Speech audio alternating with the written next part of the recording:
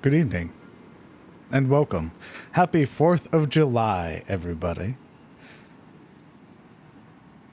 Welcome to something a little interesting today.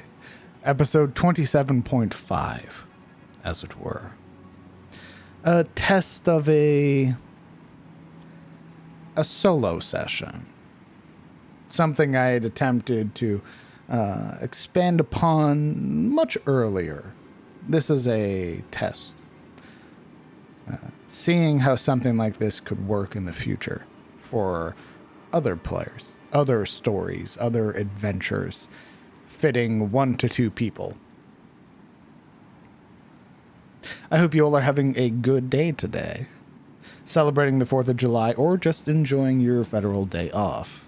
Hello, Zebus, Sparks, ProStar, Anubis, thank you very much for the 5 months. Thank you for sticking around for as long as you have been. Hello, Jacob.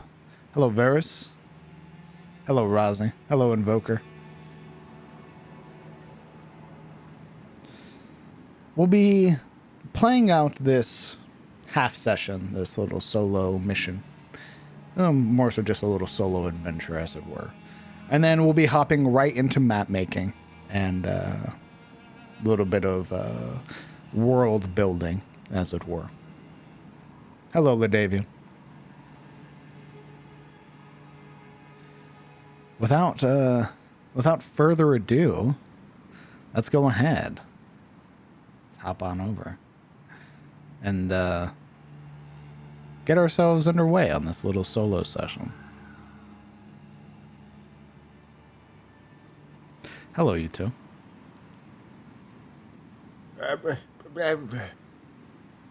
Hi. Uria's head is huge. Give me a moment. Wow, what the fuck? I mean, I know her forehead's pretty big, but like, Jesus. She's bigger than she should be.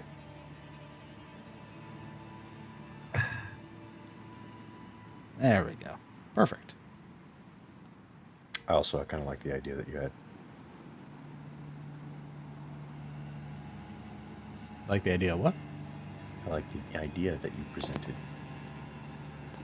Hi. Okay, cool. We'll talk about that then when we get into the session. Hello.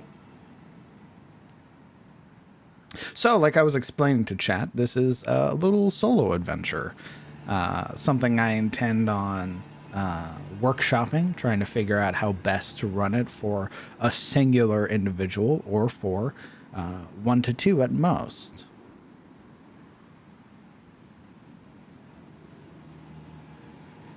Are you guys ready? No. Yeah. Perfect. And you guys are in Foundry currently? Yeah. Indeed. Perfect. Then we can start right away. It is well into the evening now. The rest of your compatriots have already departed, having made their way back to the Singing Tier. The statue made of obsidian that is Urias Zairi left behind and watched over by Alaric. During this entire time, you have been presented with a place to sleep, a portion of the floor that perhaps not as dingy as some others, but a place for you to rest nonetheless, so you can continue to keep your watch, your vigil over the statue. Elsewhere in the home, however, Reynold has not rested yet. Within his cellar, the Slayer is working, carving out portions of this creature to begin outfitting the party with new weapons, armament, and items. Each delicate motion brings forth another piece of potential equipment. The spine now being twisted and turned into another piece for the party to inevitably wear. The wings now being fashioned into that of this jet black cloak. During this entire time, however, something catches Reynolds' eye.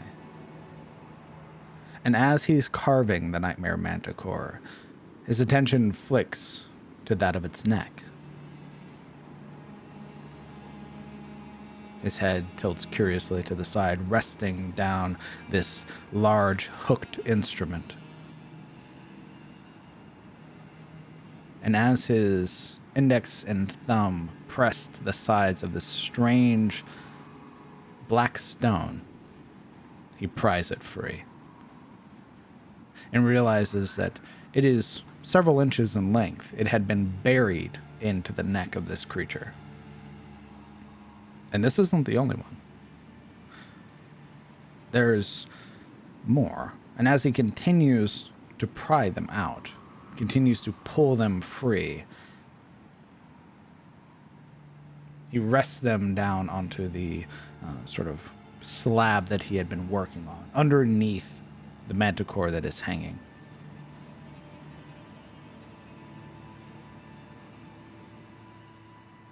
And as he holds them there, as they reside next to one another, within, a small hum begins to fill the air. They snap together like magnets, creating this half circle, 5 lines that point outwards, these jagged points that had all lined this creature's neck. And as he does, the piece becomes complete. And with it, a small thud sounds from within the cellar, followed very violently by an eruption of strange, dark purple energy that swells from this item outwards. Alaric, in this moment, where are you currently in Reynolds' house? Alaric is downstairs, curled with what little cloth and pillow he can in front of his heart. Trying to sleep, but finding that the sleep under such anxious conditions is almost impossible. So really, he's just looking at the ceiling, waiting.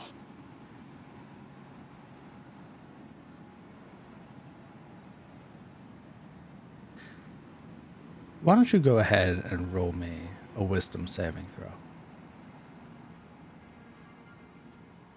With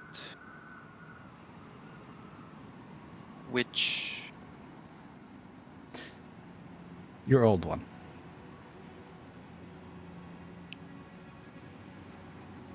17.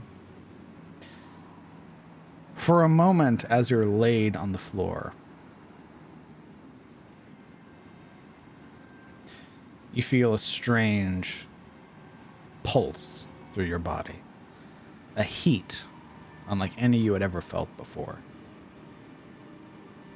And as it worms its way through your system, you would feel your heart beginning to beat faster.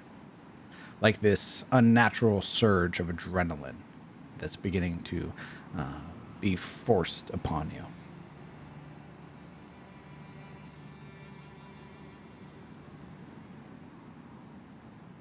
With it comes a sudden shortness of breath, and Alaric takes a hold of his chest, firmly squeezing the chainmail as he stands up, seats up, looking at the ground, heaving for air. Heaving. What is happening? He claws at the floor with his other hand and awkwardly stands up, feeling that dizziness when there's an adrenal surge. Looking around, does he see anything different? Feel any different beyond that? You would. As your attention moves through this inner living room, this chamber that you're in, trying to steady yourself, your vision would eventually drift to the side. And you would see a figure looming now in the center of the room. Your heart beating heavier than before. so loudly in your own head and so firmly against your own chest, it feels like it's trying to push itself out of your chest cavity. This heavy thrum. And as you turn, your attention unnaturally drawn to the figure, you would see that they stand on these thick proportions. This individual standing now, looming over you, broad shoulders with these thick cords of muscle that tapered down not into hands but rending claws. A wide mane, this snarling visage of Driusgar.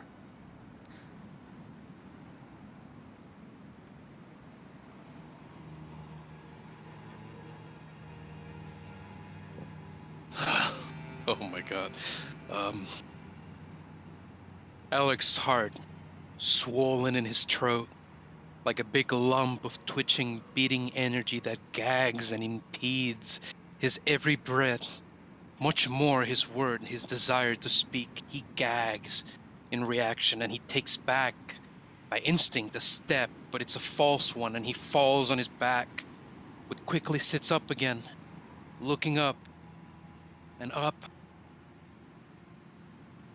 Mentor, what are you doing here? There are no words from Amberclaw. Only this deep, reverberating growl that sounds from within their chest. A sound so prominent it almost causes the ground beneath you to tremble. He takes a step forward, and with it, this heavy thud. And you would watch him reaching back behind himself to pull up the same hammer that you had been carrying with you this entire time.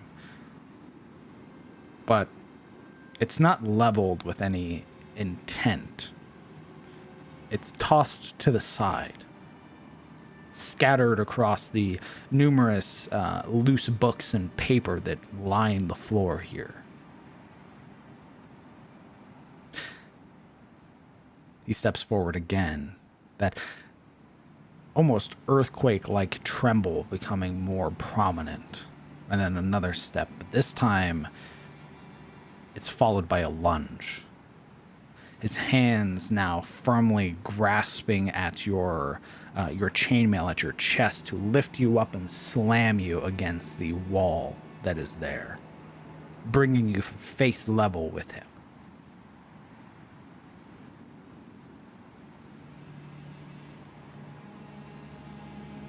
The reverberation of his growling sound vibrates through Alaric's body, this forceful thrum, this tramp of doom that shudders through his being, wakes his very soul with its vibrancy, with its forcefulness.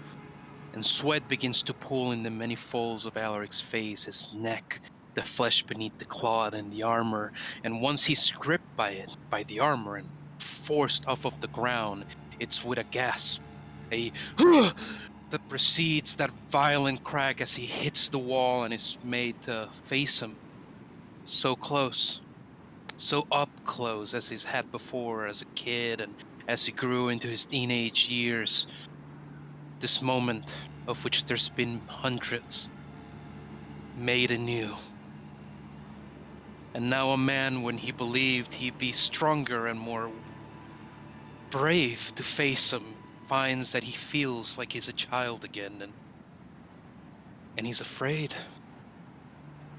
His face shaking, his nostrils flaring with every hurried, panicked breath. And there's this twitch to the left side of his face, this squint to his eye as though bewaring to get clawed again. And he says nothing.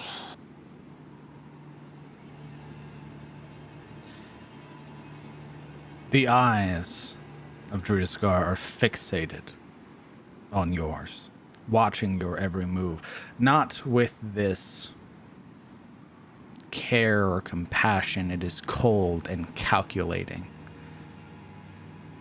And as you gasp, as you try to pull yourself back, you are slammed again against the wall and then thrown down, scattering across the floor.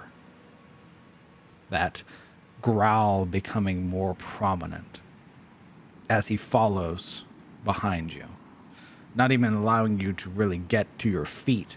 That clawed hand grabbing for your leg to pull you back, only for your abdomen to catch a plated kick to your stomach.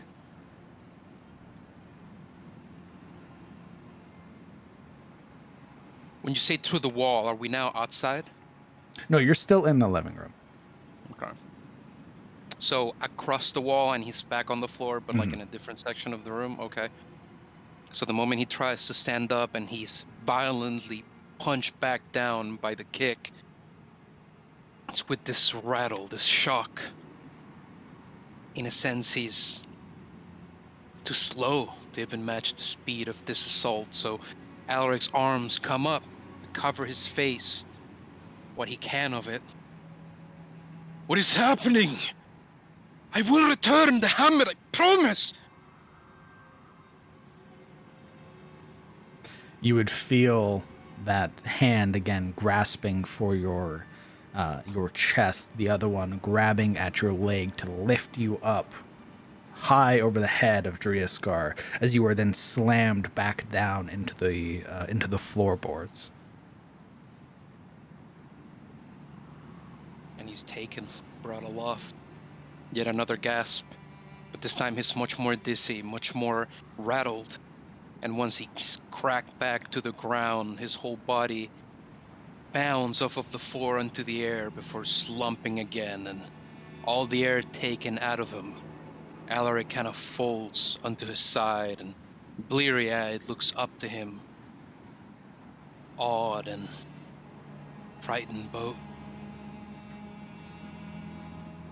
Fine, do what you must. I failed you anyway. I made.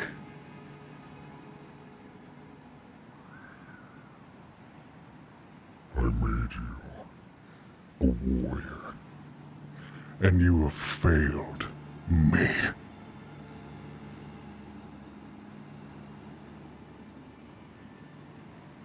I did my best. I wasn't ready.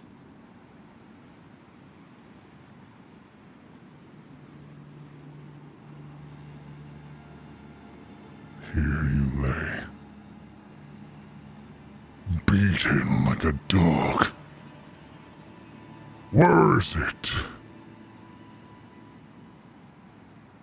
Where's your rage? Your anger?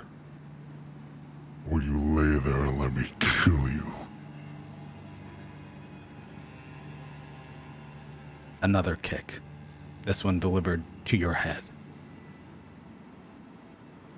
It hits him straight on the nose, bends it painfully, breaks it essentially. The plate of skin beneath it shattering audibly as Alaric's head is kicked back and his whole body rebounds on the ground and spins, hitting the wall with the back of his head and the front of his knees on each end of the corner. What are you doing? He tries to stand up, but his palms just sort of slide off of the wall, unable to find a grip. I gave you everything. Everything! And this is how you repay me. Acting like a child. Too weak to stand. I should have killed you.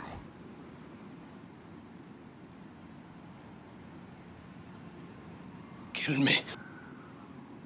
But you did kill me. When you left me, you abandoned me for your pride, vengeance. And as he says this, Alaric plants a knee on the ground and bangs with a hammer fist the wall, looking at it. Just for your stupid revenge. You were free to walk Tiros. We had to go back for that stupid hammer.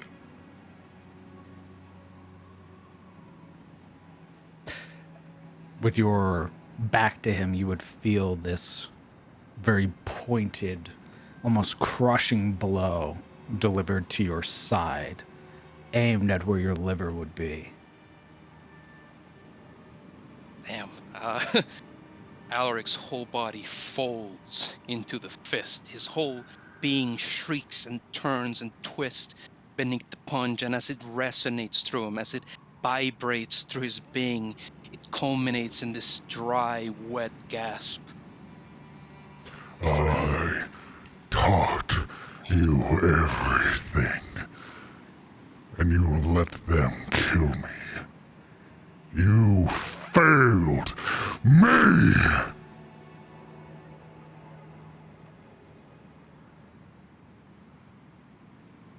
Rather than succumb to it, to the notion that he failed him, this fury bubbles through him. This resentment at the idea, not how he remembers it. And his left arm flails out to just blindly strike in his direction. Whatever he hits doesn't matter. I didn't leave you. I was forced out. It is different. That blind swing connecting across the maw of Driaskar, causing his head to snap to one side. You would hear that low growl again from his throat as his head cranes back to look at you. You ran like a coward. Look at you now, parading with these weaklings.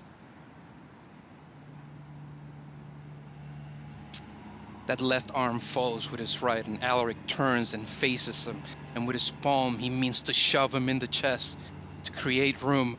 What would have been the difference? What would have been my options? To die? Die for you and your pride? What? The pupil must die with the master? How is that fair to me?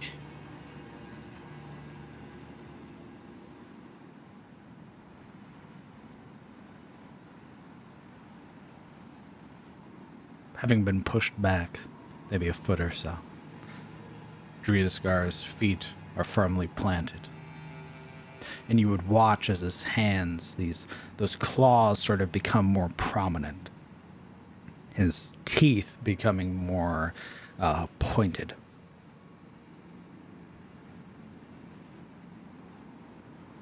You could have died a warrior, bloody and thrashing. Instead, this is how you live, in squalor, as a coward, as a weakling. And he lunges for you. How does he lunge? For the throat, for the torso? You can see that the clawed hands are fixated, attempting to grasp for your throat. Alaric's own would react this time, and he'd try to take him by the wrist and match him in the lunge, firmly planting his feet and leaning his body forward to add his body weight to it. And his face is twitching, changing, tensing. He's working his jawline, he's gritting his teeth, and his vision is narrow and hard. You would have had me die. Die a useless death. I was 16, a child. Go ahead and roll me an athletics check.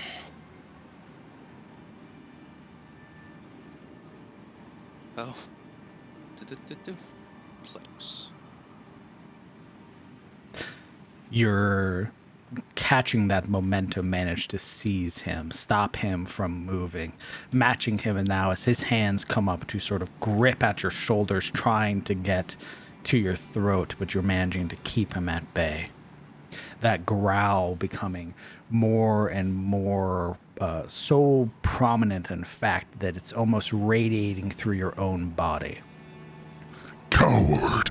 Coward! The voice just keeps repeating. Alaric's head leans back up, trying to avoid the claws from reaching his eyes, from hitting his jaw, from expanding up from the shoulders to his neck. You are the coward! You threw everything away for your pride! Pride! And he'll try to headbutt him. Perfect. Go ahead and roll me a... We'll make this an unarmed attack. All right.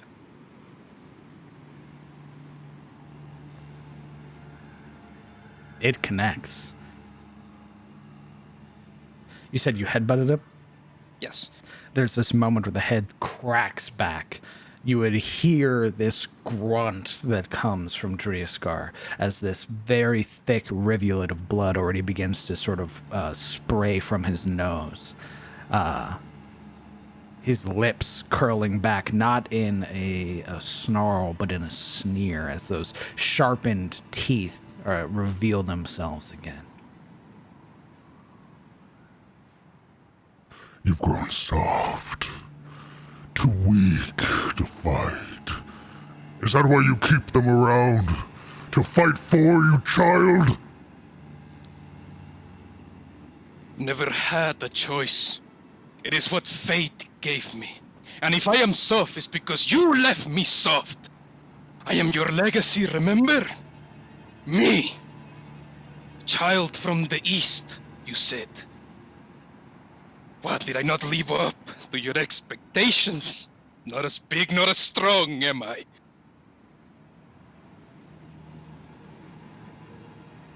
All I see is the crying, sniveling child in front of me. Too weak to lift my hammer. My legacy dies with me then. You would watch as he attempts to lunge, those sharpened teeth trying to sink into your throat.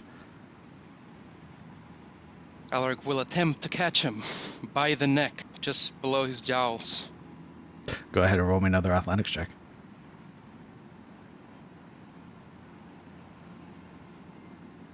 Your hands coming up to try and grasp at him. Those teeth now spittle and saliva now dripping from them as they get mere inches from your throat. You know that if you fail, he will sink them into your skin. You have one more athletics check.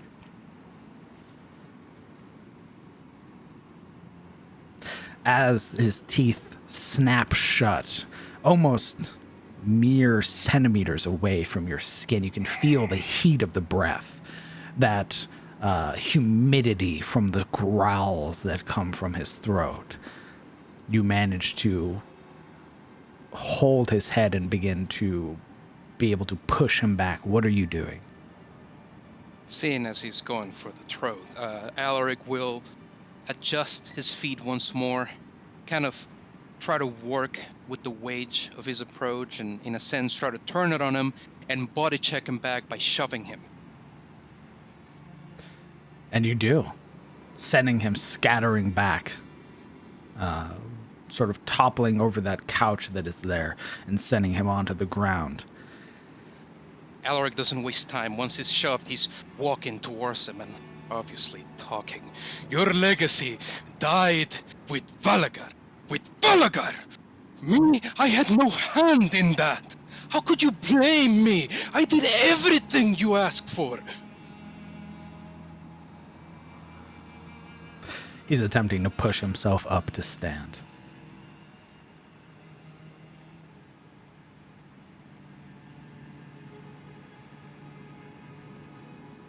Of which he does. Clawed hands now sort of dragging themselves across the back of that couch that is there, leaving these deep grooves, tearing up the fabric. And you would watch as the same thing is done to the floorboards, as almost like carving through it like it's butter. Pushing himself up to stand, he immediately begins descending upon you. The clawed hands now attempting to seize your wrists. You let my legacy die. You were meant to be everything. The strongest, the best. And then you let that fire dim. You let it cool within you to nothing, to coals. You're weak. He's going to attempt to bite your throat. Oh, what's this? This is athletics. Indeed. Very well. But you managed to stop him. Not just stop him. Once he lunges, it's Alaric knocking his left hand as a fist into the palm of his right, leaning back and catching him with an uppercut to send him off the pad of the bite. And while that's more of a way to shove him to the side, he follows up with a left fist to the stomach. This heavy slam as your knuckles connect. You would hear that sort of escaping breath from Driasgar, but the snarls still trying to persist. What else are you doing? Do you think it's so brave to go and kill your brother? What would that have changed? And seeing as the violence continues, as at this point Alaric is an entirely defensive approach. He's trying to reason with his mentor, so he would just take back a step again.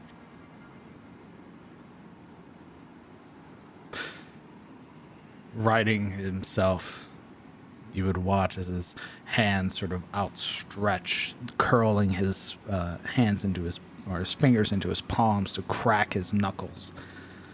And you would hear that low exhale. Even now, I give you an opportunity to prove yourself, and you fail me. He lunges again.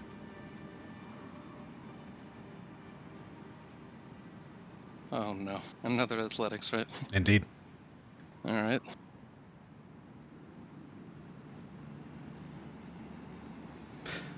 You managed to catch him once more. This time it's Alaric bringing up his arms, the claws raking down his biceps, rending and rending through the chainmail, and his feet, as they're planted to the ground, Driasgar's momentum sends him sliding across the floor, leaving behind the grooves of his boots and his claws on the ground. Stop! Stop or I will kill you!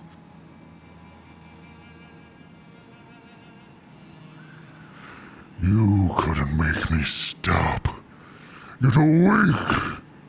A sad, pathetic child. That's all you'll ever be. He lunges again. This time it's a clawed hand attempting to rake across your face. Okay. So that's athletics, yeah? Mm-hmm.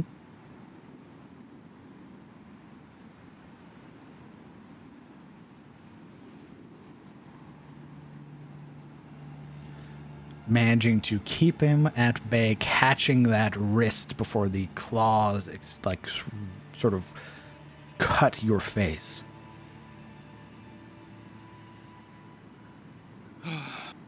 Okay,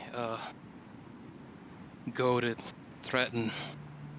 Alaric's face begins twitching with incomprehension, with anger, with furious frustration.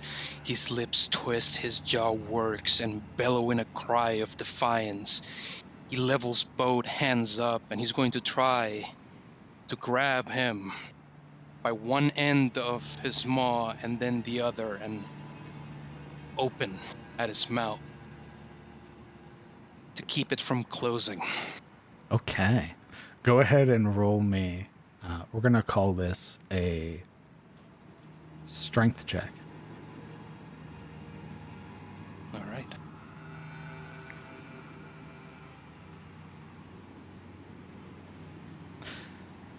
You have the upper and lower jaw of Driaskar now being pulled open.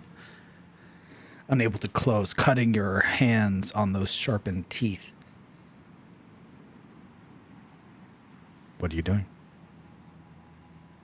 Alaric will now wrestle with him, trying to open up his maw further up to the point that he'll try to dislocate it from the mandible, free it from the bone, essentially rip it open. And he would wrestle to the ground against the walls, just, an overall wrestling attempt at removing his jaw from his face. Okay. It's very violent.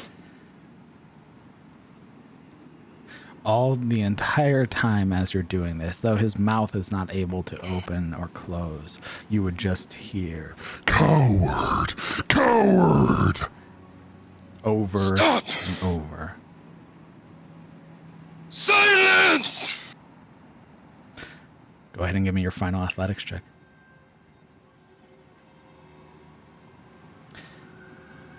It is sickening.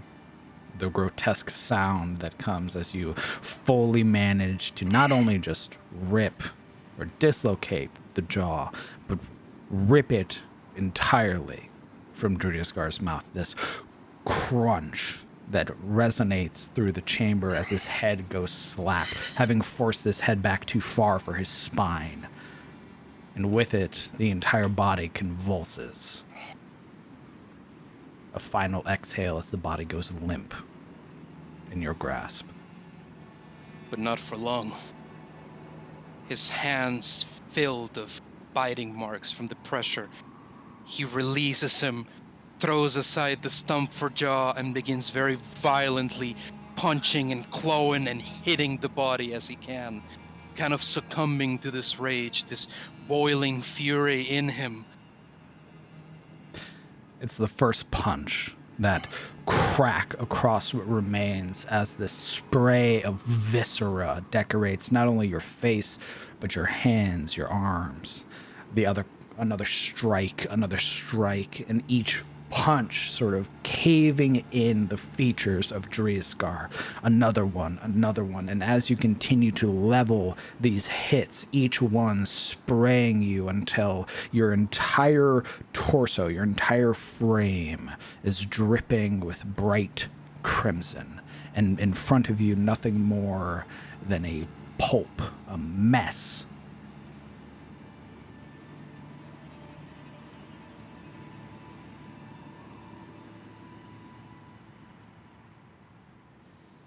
Eventually, there's a scattering of his mentor's body. Alaric is left there standing, breathing, his knuckles bruised and mangled, his every breath a heave of noise through his nostrils, although they're squished, like thoroughly squashed from getting it broken. And eventually, the lower part of his body goes numb enough so that he falls to a knee by him, by his ripped open ribcage and all. You couldn't stop! You couldn't stop!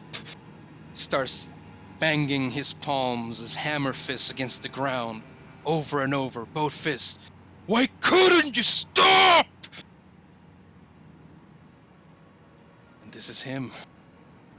For a long while, DM. This is him regretting it, resenting it, boiled over in anger because of it. As the crumpled corpse of Driaskar lays there, your labored breathing causing your chest to heave. Finally.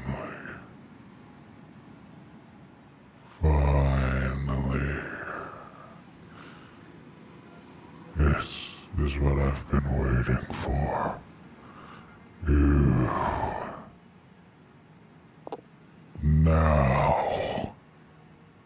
Now you're ready for my legacy.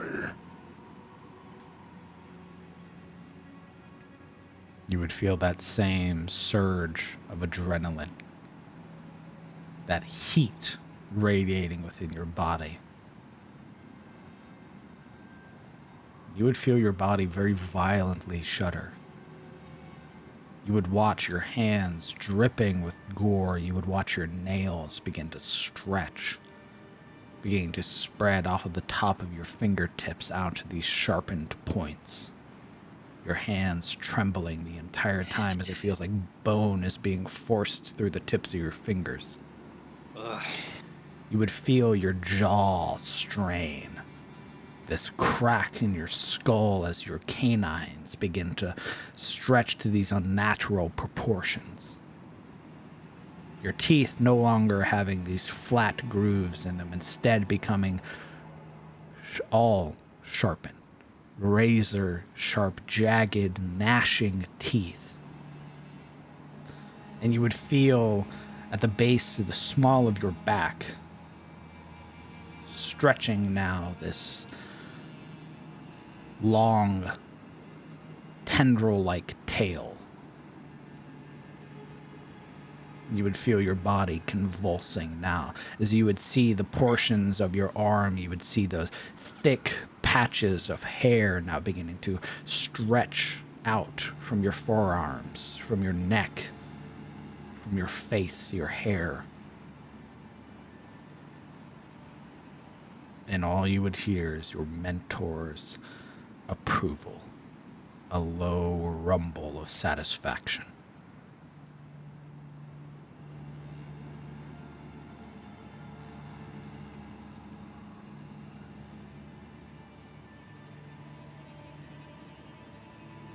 So his shoulders expanded, his face deformed, his hips narrowed, and his arms violently twisted and changed and curled into an animalistic semblance. Indeed. Oh. All right. In this furious moment, beneath this dark cloud of anger, of frustration, Alaric reaches up to grasp at the sprouting hair, and with his claws he rips through it and at himself, driving these jagged marks across the side of his face and his shoulders. The hair itself, it sprouts bone meal white, a direct mirror reflection of his mentor's color.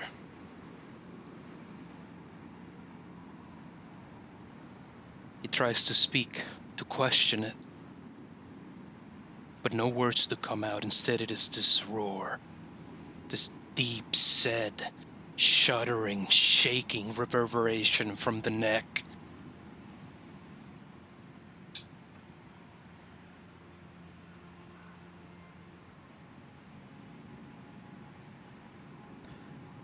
Wonder, DM, does this come with hunger? It will. For now, staring down at the mangled corpse of your mentor, you feel only the rage for now.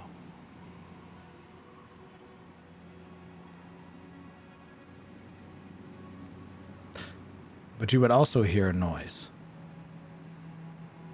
A clattering noise.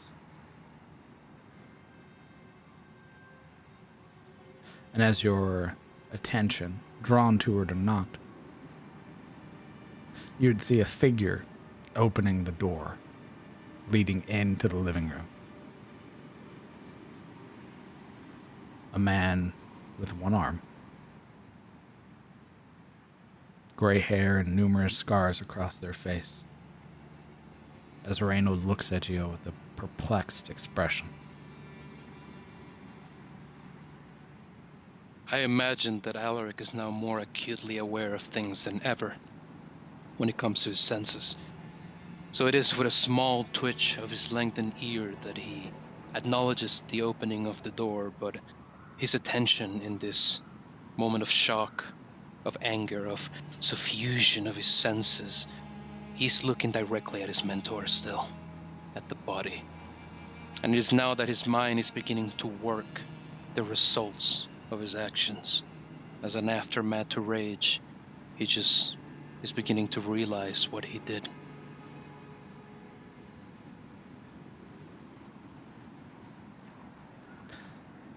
I take it had an effect. What are you seeing? How would his voice be, DM? Would he be able to speak and sound just like Alaric, or If, It would be more guttural currently.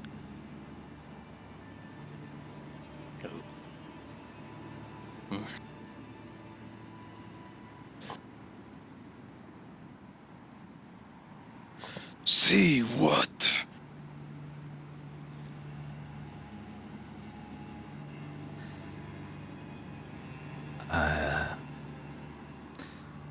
I found something.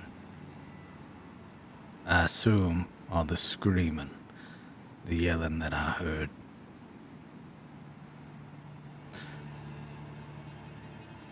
What are you seeing right now? Are you as blind as you are crippled?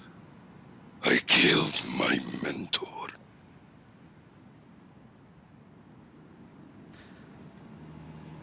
Right.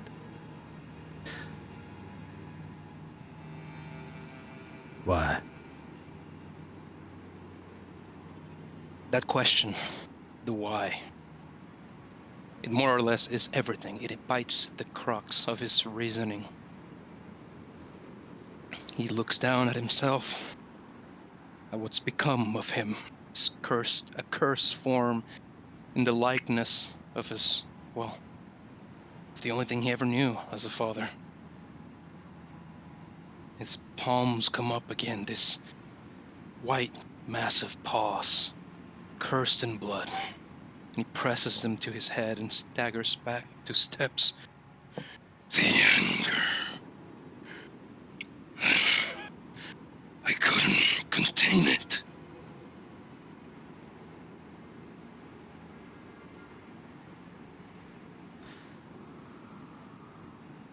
Okay.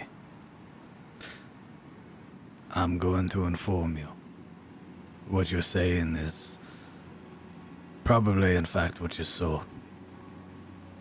But it's not true. There's nothing. Looking around my home, I don't see anything. I see you. I see the holes you put in my floors, my walls, the back of my couch. But Alaric, there's no blood, no dead mentor.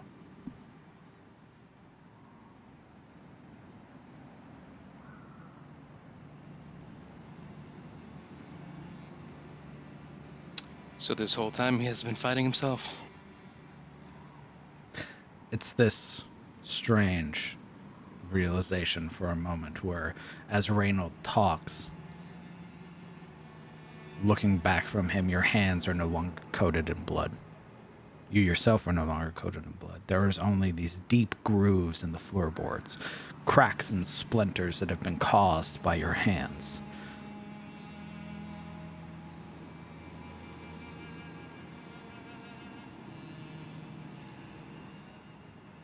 Alaric resigns himself to the moment, to the realization that dawns on him.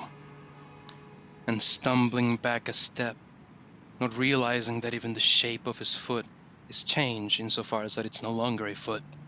He slips and falls onto his back, his much wider, bigger frame banging into the wall, creating a fissure of its own as he slides down to the ground with a heavy thud. I have to be alone. Leave me alone.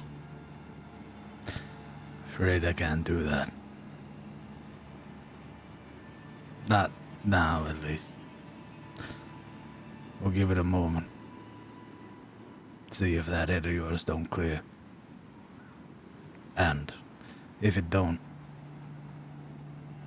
I got somewhere you can be, where you won't hurt nobody. And you would, after a moment, your mentor not there, nothing for you to swing at. You would feel this pain in your fingertips as those nails begin to recede. You would feel your body shudder as these veins become pronounced against your skin, as the hair also begins to recede. Your teeth pulling back into your skull. Oh, that must feel gnarly. And after a moment, you are normal once more. As normal as you can be. Never normal again after that. Did he shred through his chainmail then? You would realize it was never your mentor. You were attacking yourself.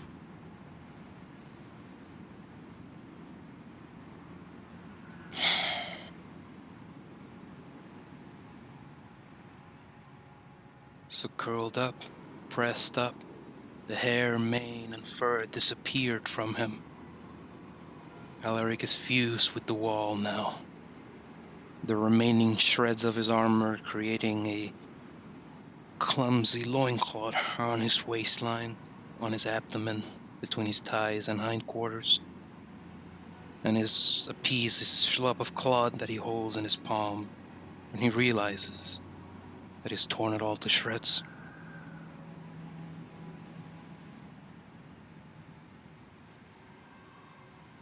If you were affected by what I found, that doesn't bode well for your friend bound in stone.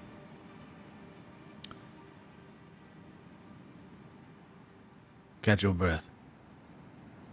I'm going to unpetrify the area.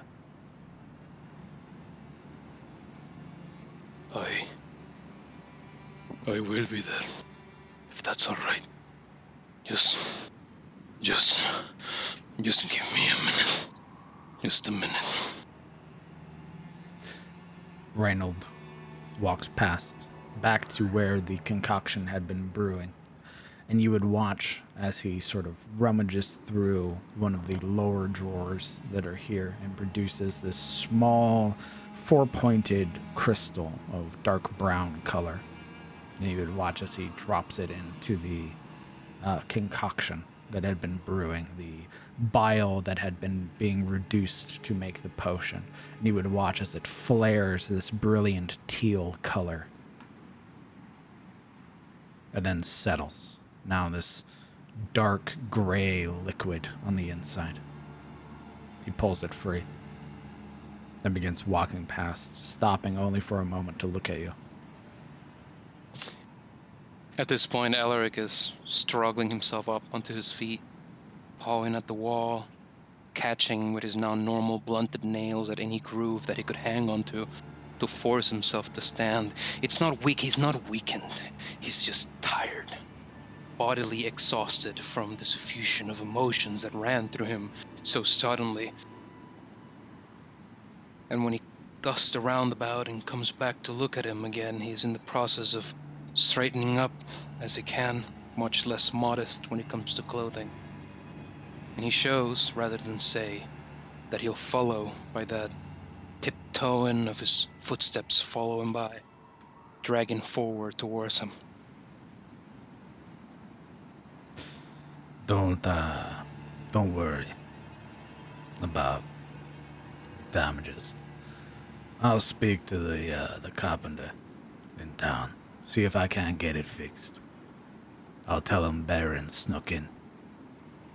Had a field day, as it were. Come on. Thank you. And I am... Don't.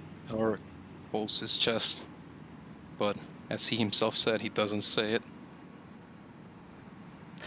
It wasn't your fault. If anything, it was mine. Come on.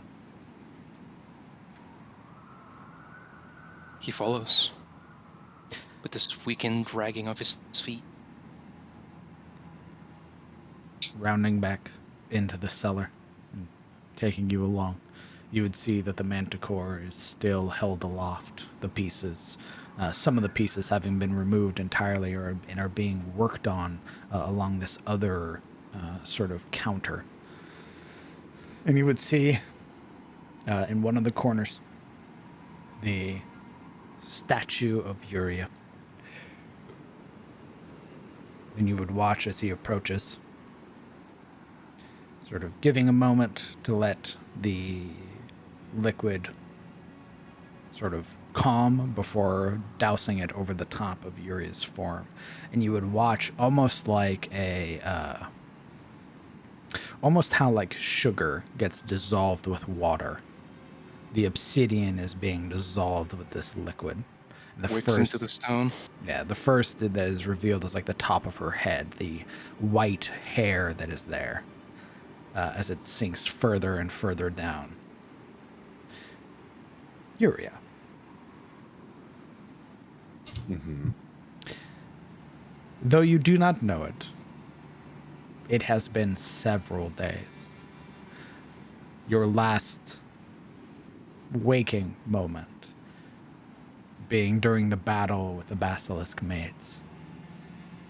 Though your body has not been able to move, you've not been able to participate or talk, your mind has been given ample opportunity to wander, to dream, and to have nightmares. The first of them would be you standing atop the body of water again. That moon present on the horizon, illuminating the surface of the water. The same time you had gotten your book.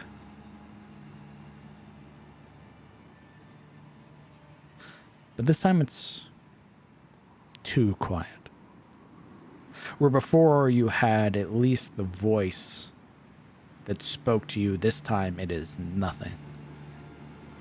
The only sound being your steps.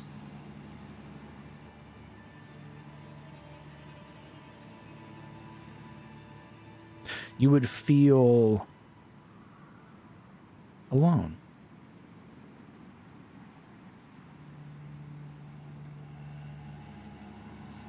What do you do?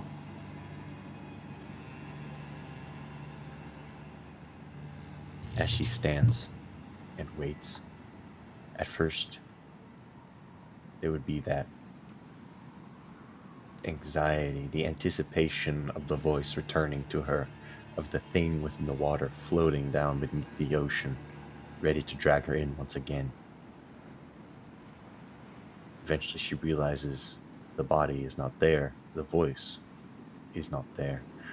There is nothing. She looks to the sky to see if that moonlit eclipse is still there.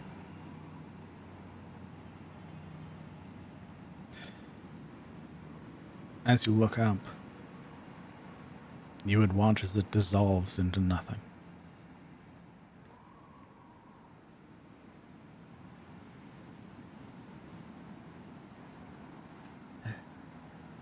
Hello? Hello? She calls out into the murky depths. You've been with me for so long. She begins to wander in aimless direction with no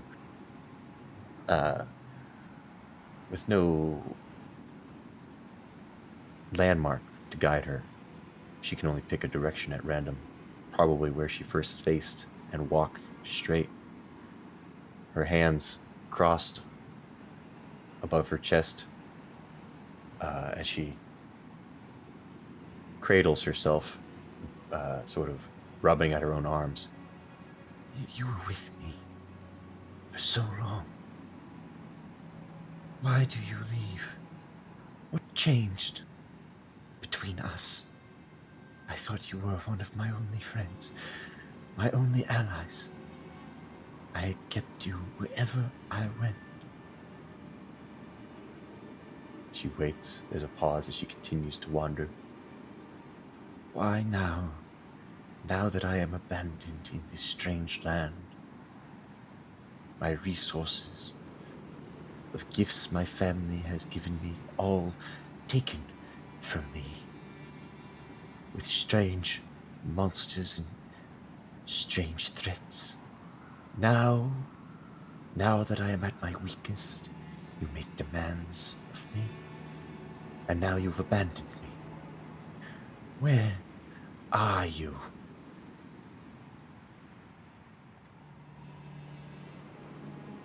You call out. But there's no response.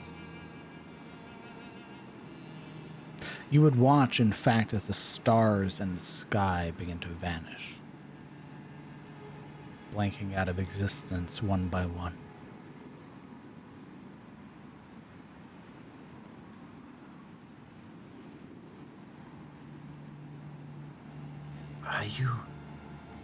Are you dying? Is that what you want to tell me?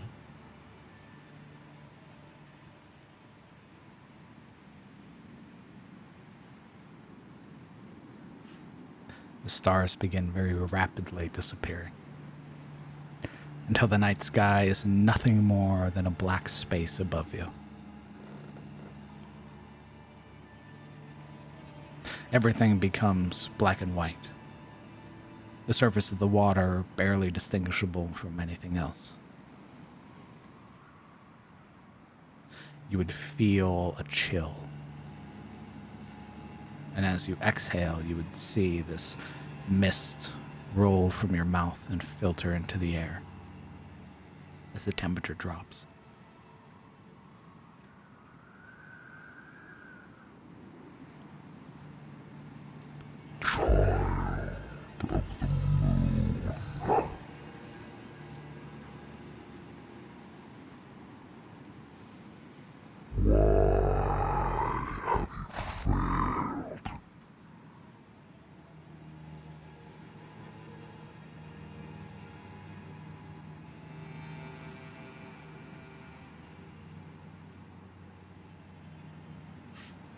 She stops. As the voice rings through her head, she looks, glancing over her shoulder, then the other, then down. It would be when you look down that you watch as that eyelid pulls apart to reveal that singular eye staring up at you.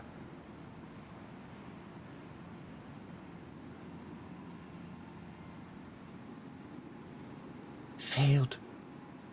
You think I failed? I haven't failed. Not yet. I'm not dead yet. This proves it. Only delayed. What do you even want me to do? Snuff the light? What light? You give me so little now when I need you most, and you make these demands when I cannot reach them. Do you mean the sun? Do you mean the people? What do you want?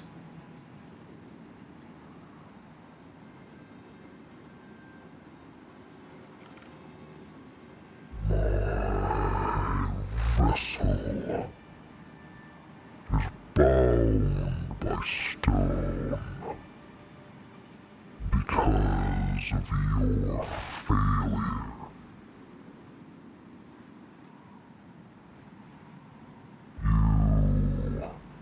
You were to snuff the light. How come it still breathes?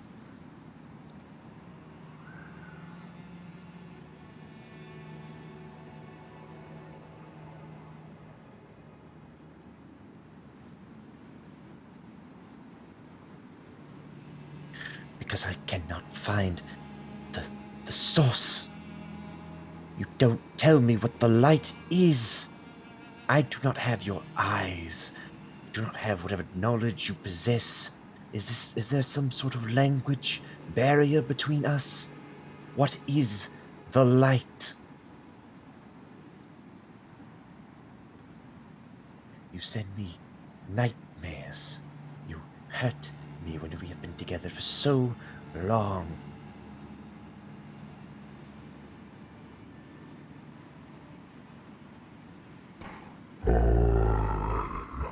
I've given you knowledge, secrets, protected by others. Your task was one: to snuff the light. And instead, you have allowed your heart to grow soft. You have grown attached to those who would use you.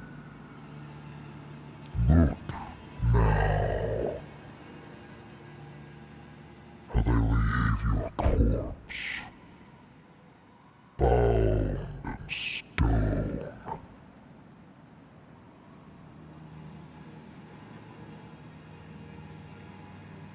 You would watch as the water parts, revealing the campsite.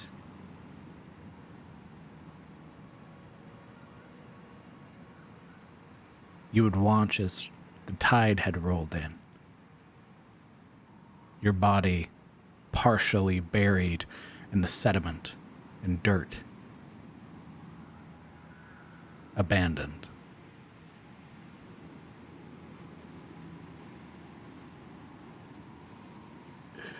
No. No, they wouldn't. She continues to stare at the vision.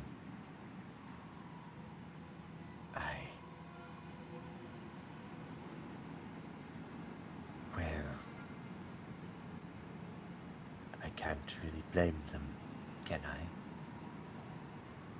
It is the Shademore thing to do. Cut your losses, as it were. Her jaw tightens as she swallows. If I am there, then what's next?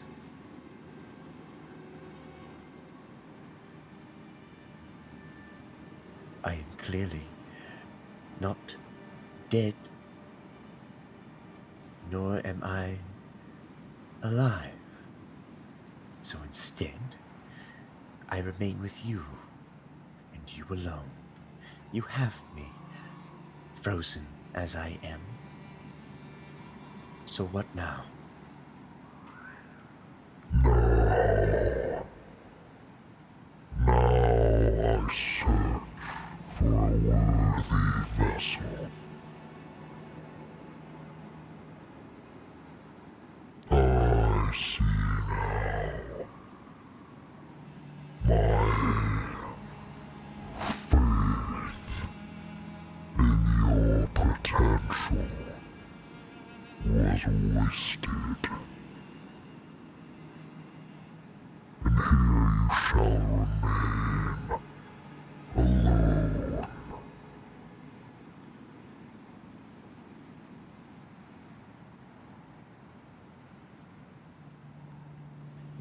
No. You were given to me. This heirloom. You can't just leave me here. After all that has happened outside of my control. I had to use these people. There was no other choice. You think I can just leave them, go on my own? Besides, there's a chance. There are chances they may return. There are ways to unpetrify. Give it a few months, perhaps, and they might come back. These people, these ones you say I am attached to, they're very loyal to those they consider their friends. I am sure They've merely retreated temporarily to find a solution. I know they have the glands. It is only a matter of time. This is but a temporary setback. You don't have to leave me. You can't leave me. You would feel a tug at your waist as the blade unsheaths itself, beginning to pull now out into the air.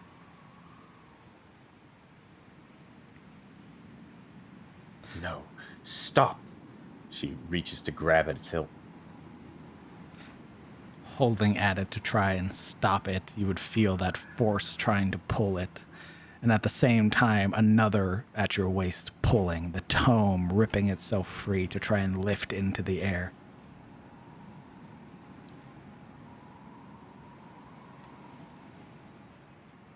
Bastards. Damn you. Damn you for putting me in this position. She continues, barely even concerned with the tome, her attention on the sword, that one thing that still remains from Shademore, that heirloom gifted to her by her own family. Everything else is secondary to keeping that one thing. You say I cannot find another. Long have I been searching for a vessel, for one worthy of my powers. If it is not you, daughter of the moon, there are more. And until I find you worthy,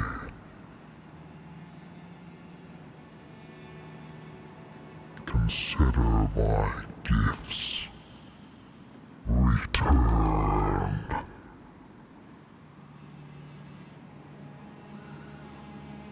You would watch as the tome pulls itself upwards into the air and becomes ignited in teal flame.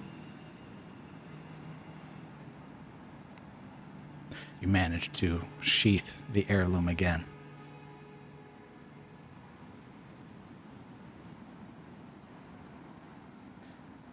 Now, just to clarify, we're doing 2-2, right? Yeah, that'd be the idea. Good stuff. You would watch as it burns, the pages beginning to smolder, catching with embers now, as the entire surface of it curls in on itself. You would watch as, inch by inch, it erodes to nothing. This lump of charcoal splashing into the surface of the water and sinking beneath it. The only source of light now becoming more diminished as it sinks further and further beneath the waves. When you have proven yourself worthy, I will return my gift. She grimaces at the disappearance of the tome, feeling as though it was only yesterday she got it. Unused and unexplored, and now purged, taken from her fingers. An almost childish pout comes to the bottom of her lip, turning into a more mature scowl. Anger.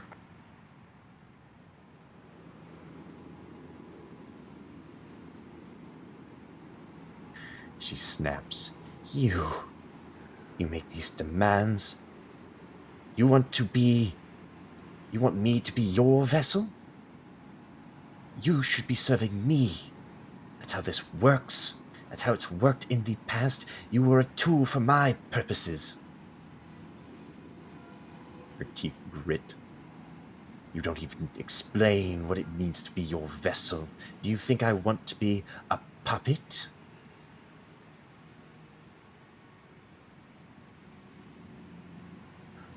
What is the reward for being a toy to you when you just abandon me at my darkest hour?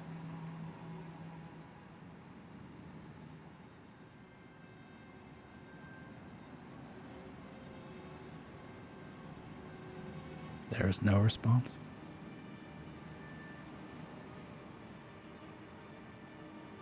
Well, she waits a moment, eyebrow quirked, cold fury in her eyes, that glimmering reflection of a teal moon. Answer me, she stomps at the water. Come out and answer me.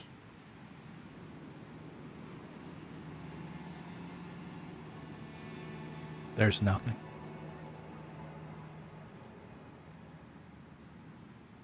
Fuck.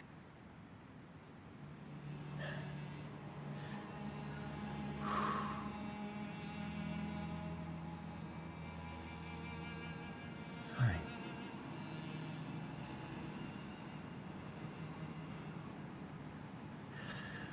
I've always been alone.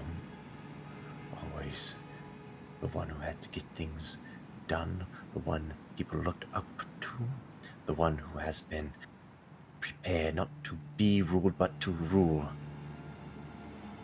Fine. That requires independence, doesn't it? She looks around, looking for any sign of any landmark. They stretch into the infinite beyond. The water never arriving at a shore.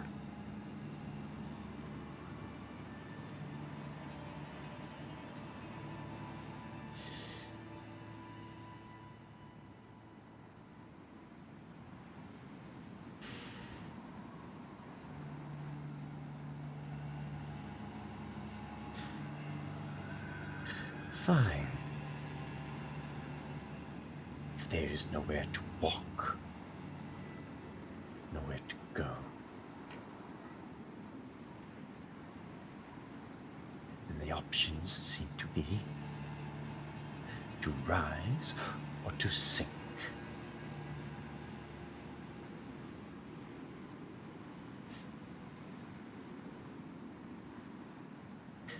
You called me a daughter of the moon? Where is it?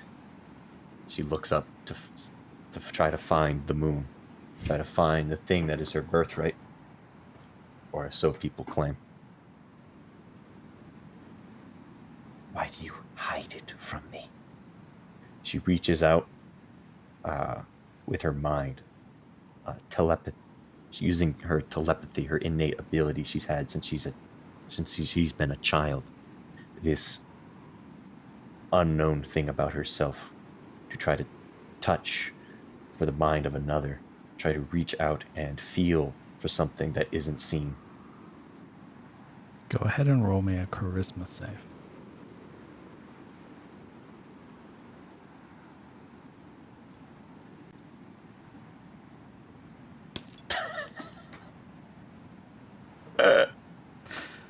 I'd like to use inspiration.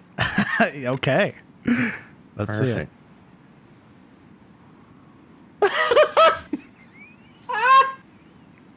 That is Alright. We Alright. we know what That would have is- happened that is during the awful. basilisk encounter. We know what Alright. would have happened. Oh I my used god. inspiration. A third natural Yeah. one. Oh boy. You know what? This is actually perfect. As you attempt to expand, sort of reach out with that telepathy, it's almost sudden, a jarring feeling that strikes the sort of base of your mind. You would feel your entire body seize violently. And all you would hear in return is this low growl, this sound that causes the tops of the water to shake violently. And you are locked in place, your telepathy used against you, binding you as you begin to sink beneath the water.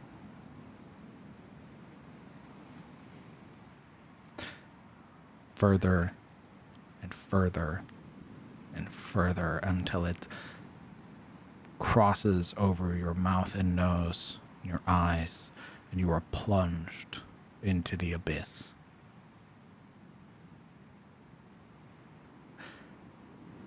And the surface of the water becomes so distant, so far you can no longer tell which way is up, which way is down. And you are bound here. And you realize that you're no longer able to breathe.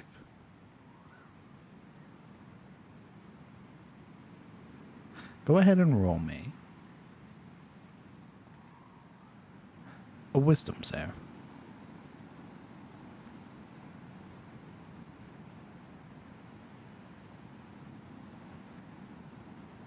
Are you ready for another one? I'm fucking ready. Christ. There's a moment where, as you're here, knowing that you can't breathe, does Yuria panic? She's locked in place, right? At first, yes. When she first feels that sensation, that desire to, that backlash, she would recoil, try to break free, try to wrestle free. And then about the time it hits her waist and she finds she's unable to move against the forces of whatever she's touched, this overwhelming sensation, her mind instead races, trying to think of an alternative way, the body relaxing, the mind rushing, and all she can think of is how much she'd like to breathe again.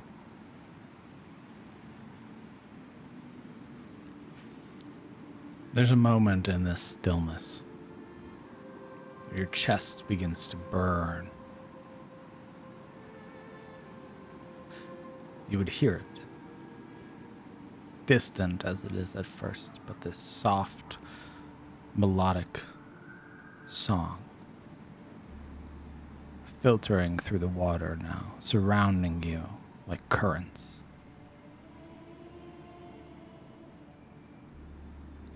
And you would see a figure, their long, flowing hair almost stretching infinitely through the water into the darkness beyond.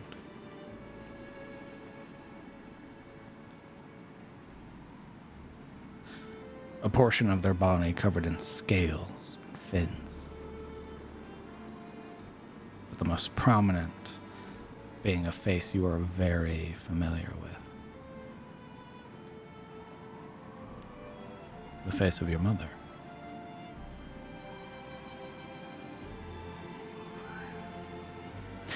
And as the water churns, as currents move and the song is carried, you realize that the source is her.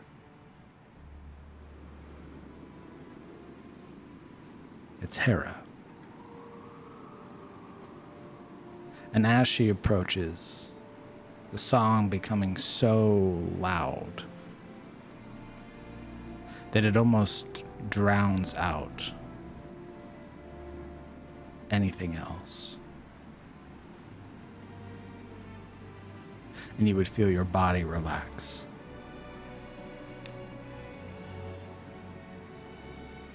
And that wish, that desire becomes a reality. And you can breathe once more.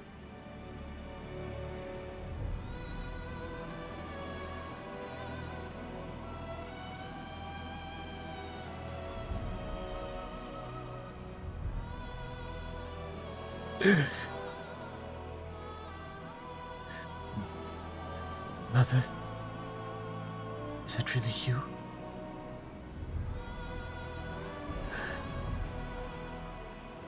Why am I here? What is this? She's unable to call out, still under the water, but breathing. She would call out with her mind instead.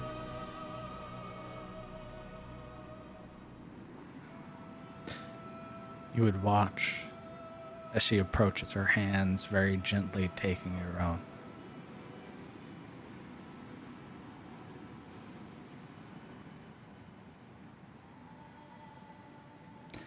I should have been more mindful, more thoughtful. I hadn't realized that the burden you're carrying would be compounded if I had given you that sword.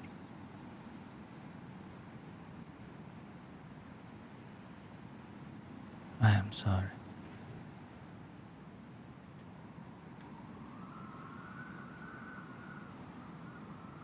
But no, don't apologize. This is a gift, is it not? You put this in my charge. I won't let the family down by this failure.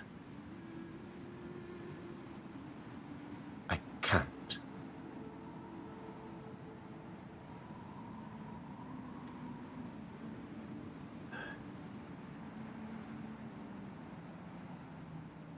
Mother, what are we?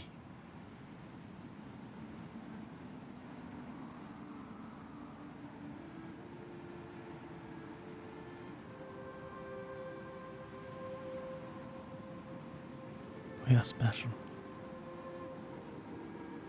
You and I. And in time, you will realize it won't be now. It won't be tomorrow.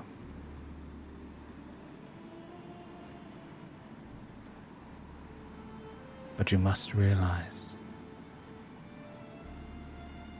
reliance on that tool and that tool alone will keep you bound here.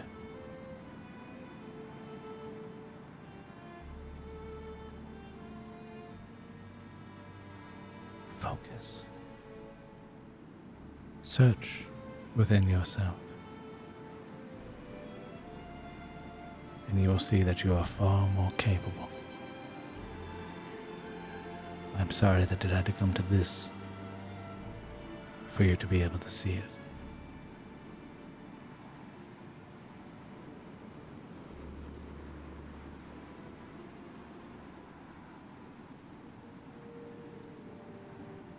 Yuria, despite herself, you can see the resistance in her face trying to keep the tears back, and yet they flow down her cheeks. She begins to sniff a child once more, wiping away tears that she wishes weren't there. Yukos,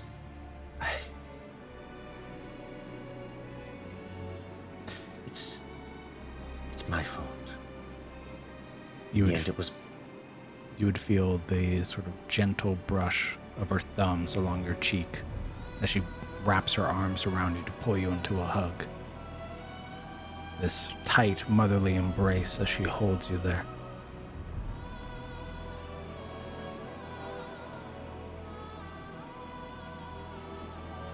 The fault is not yours.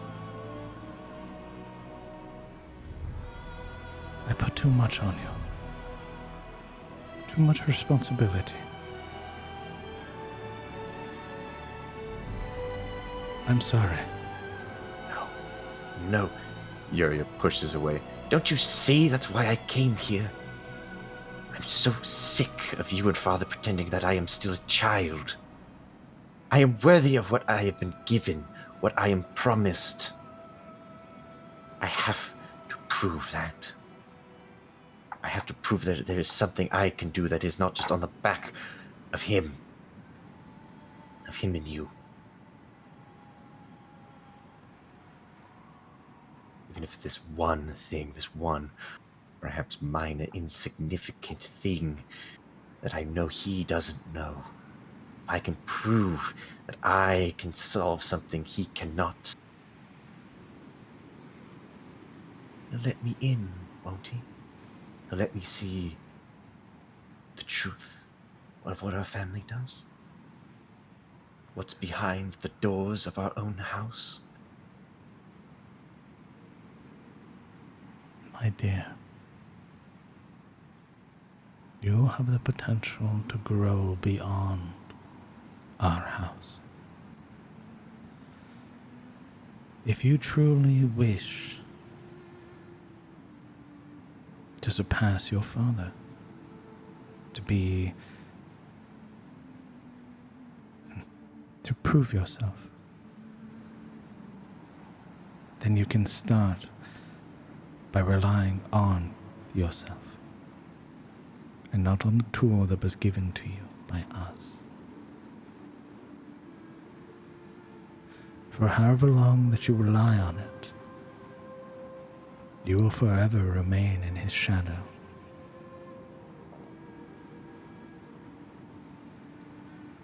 But I believe you knew that already.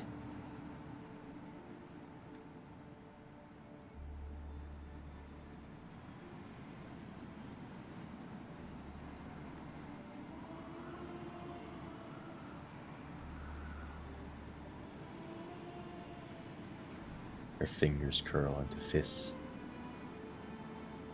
She straightens, tall and lithe.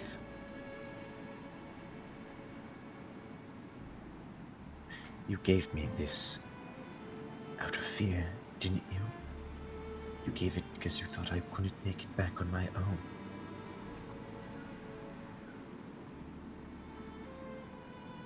Isn't that right? There's a very small nod. There's a darkening of her features.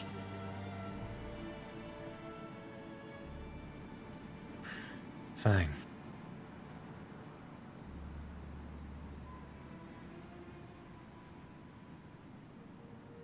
I can't blame you.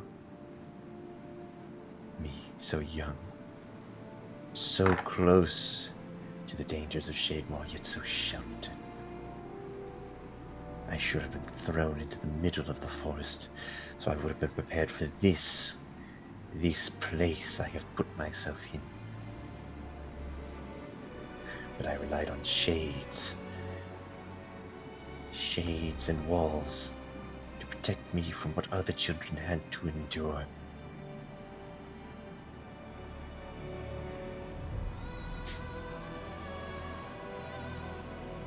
So this is just my due, isn't it? But what I get for being soft, I should have been like our brother. Despite my father's accusations, I should have been like him, gone out and seen real people, instead of sniffing at them like lessers. They would have survived where I rest now, possibly forever.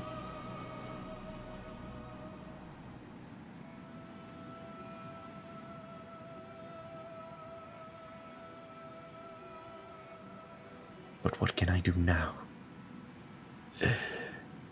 Revelation. But now? I'm stuck.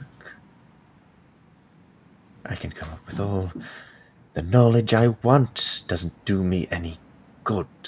This blade doesn't do me any good. That tome burnt in charcoal. The eye. None of it does me any good now. And Mother, though I miss you, and I still love you, and I wish you were here. Maybe you are here, and this is not just an hallucination. But what can I even do now that it's too late for me? You can do what I had only hoped to do when I was your age.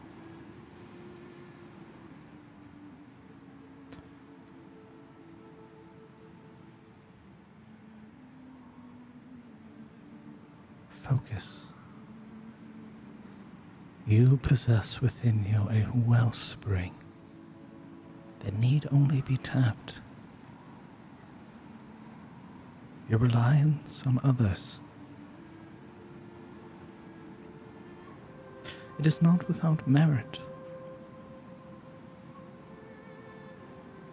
But now,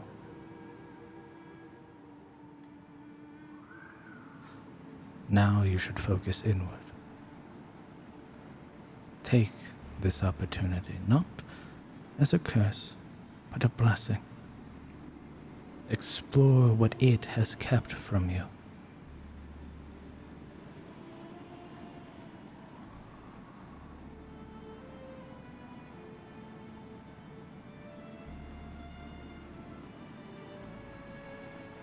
There's a moment where she doesn't move or say anything, face downcast.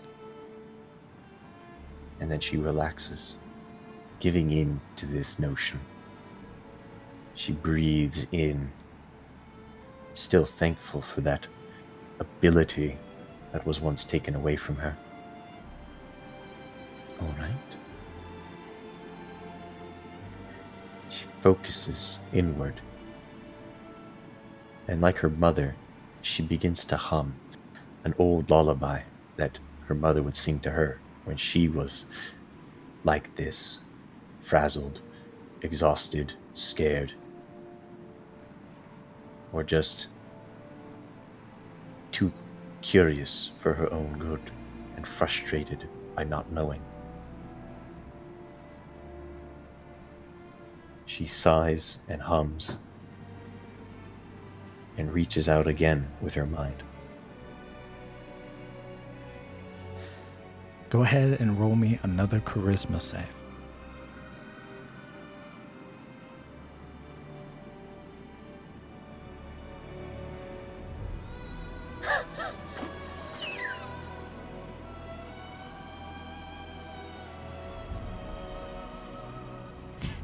You know what? Maybe Alaric should be the face of the party. Man, this water's pretty comfy. It's pretty comfy. It's pretty comfy, not gonna lie.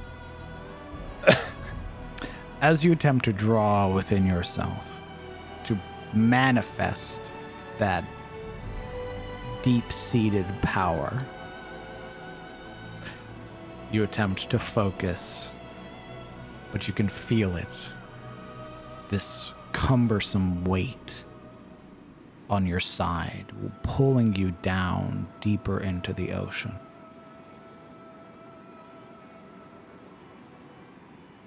And you know the source. It's your blade. Almost trying to bury you in this ocean, to keep you from seeing what lies within.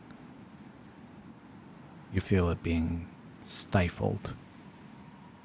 This barrier being erected inside of your mind.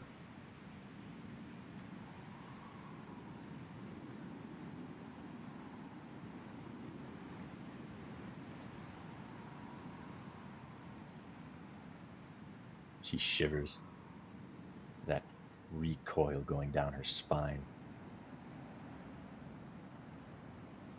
Shoulders slumping against the weight, almost trying to resist the urge to slouch over, to fall.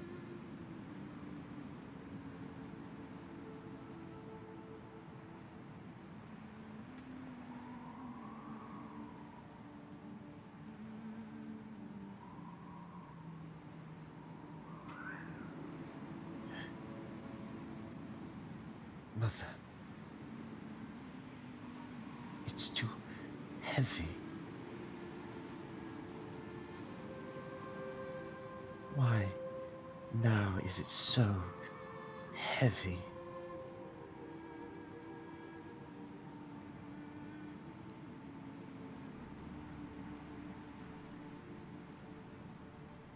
It will always try to keep you the way that you are, unable to see beyond, to know the truth. You have relied on it for so long that the mere idea of being your own, it frightens you. You will never be free. Never your own, always in the shadow of another.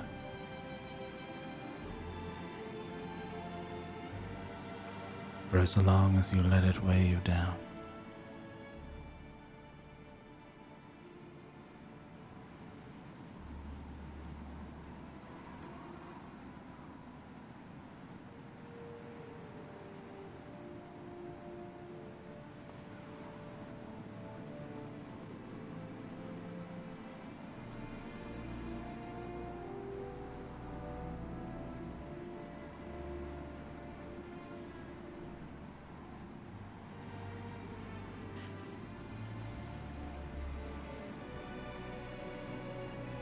Her fingers linger over the belt that kept the scabbard in place, shaking.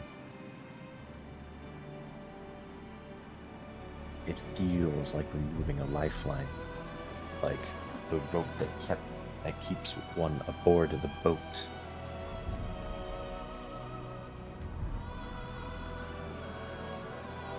It will attempt to control you. To show you your doubts and your fears. I'm sorry I did not prepare you for this. But you must show that it needs you.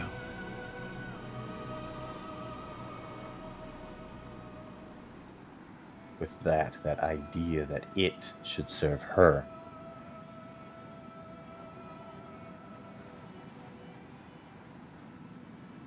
Her jaw tightens and settles.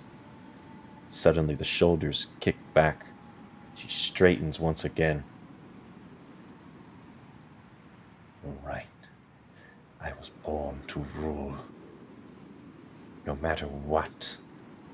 I will rule or I will die. And she throws, her fingers grasp at the hook and undoes the belt, letting the scabbard and blade free from her hip. It is like an anchor. That weight lifted off of you, you immediately feel yourself beginning to rise in the water. The scabbard descending, the blade partially unsheathed, revealing that teal glow as it sinks into the abyss below. And as you begin to rise, you feel your head breach through the water, your shoulders, until you are fully standing on the surface of the water. You have cast off your burden, your shackle, and turn your attention to the sky once more. Roll me a charisma save with advantage.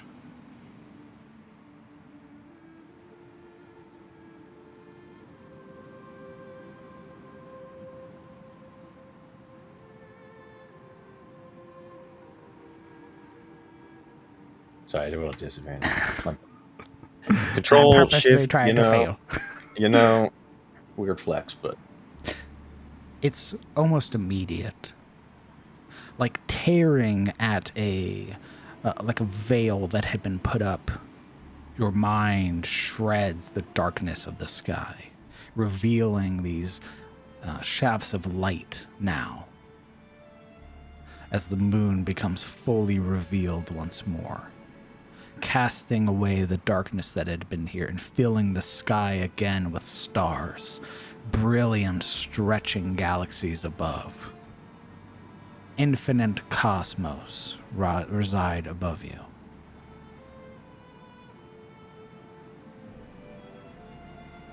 And you feel it. This strange sensation in your fingertips, residing deep within your core, now being opened. That same wellspring as before. as you feel it begin to flood through your body. This surge of knowledge, of power. What are you doing?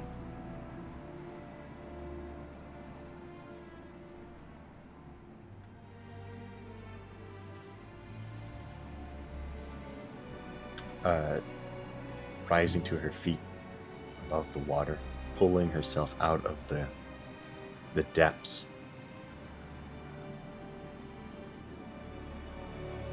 Looking to the stars, she looks for the moon, if it is present, and reaches for it.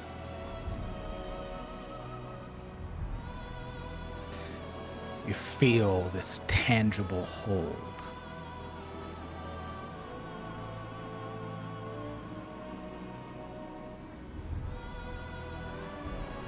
With that hold, she looks down again and tries to separate the waters, to imitate what the Thai had showed her, to see her own form in whatever reality it was currently in.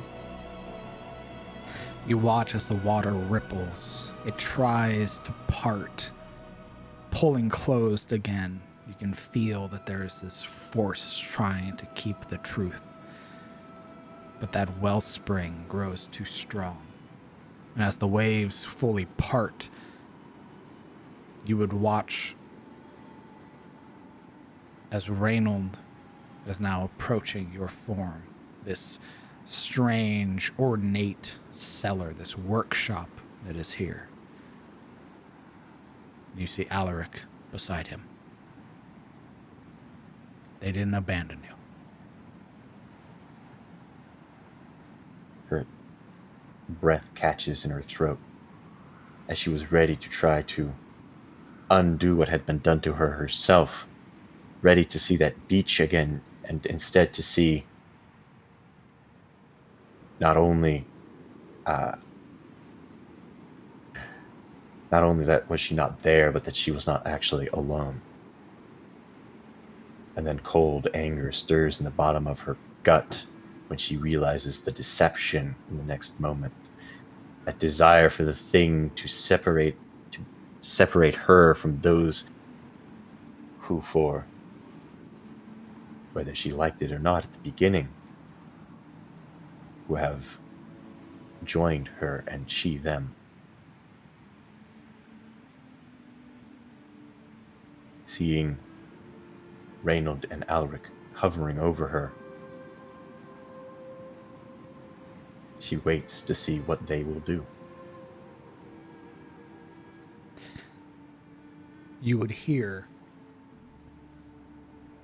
as Reynold is beginning to upturn the vial to then pour in the contents on your head, you would hear the voice behind you. You've seen but a fraction. The power within you has the potential of being limitless. You will become stronger than I ever was able.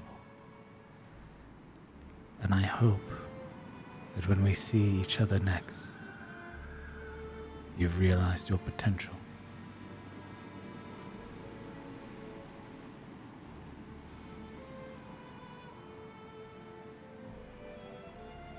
Your mother stood beside you now, far more resembling that of the form that you've seen her in so many times. Her beautiful smile turned to you as her hand very gently squeezes your shoulder.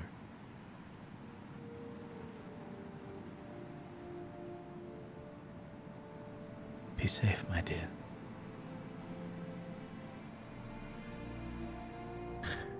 We will see each other again. I will return to Shademore.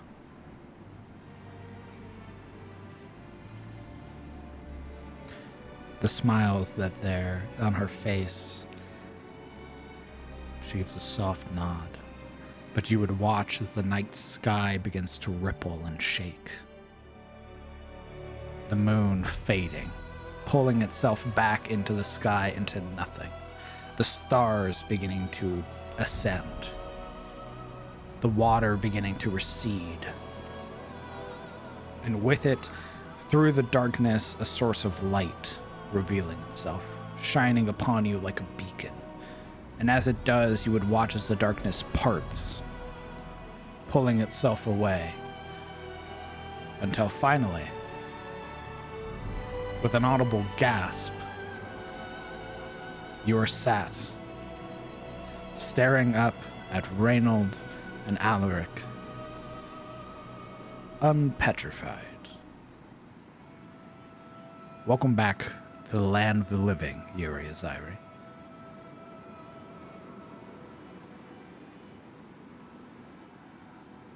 Thank you. Let's go. Hell yeah.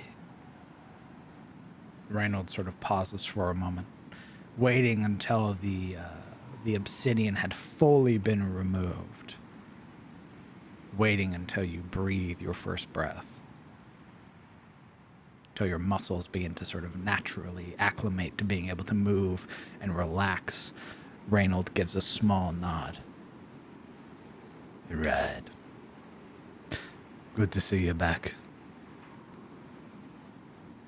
Yuria, after that short gasp for real air once again,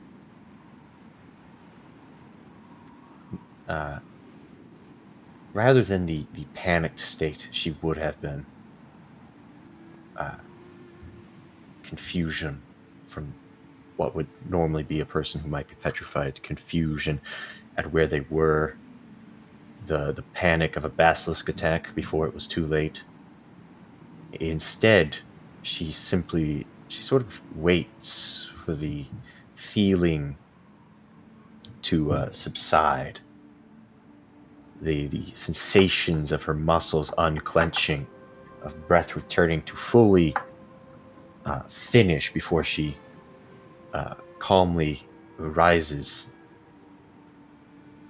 rolling her shoulders and, long overdue, pulling the helm from her head.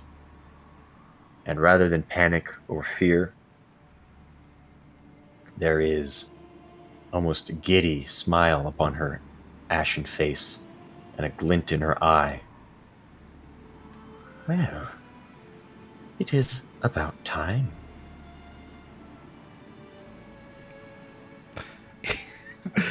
Reynold pauses to look back at Alaric. Alaric looks back at him, flabbergasted. Turns back to her. Were you even aware you were at? Yuria. Look at you. Just the same. Hopefully not. She blinks and then suddenly looks down to check her scabbard for the sword. It is still there, but the weight is far less than before.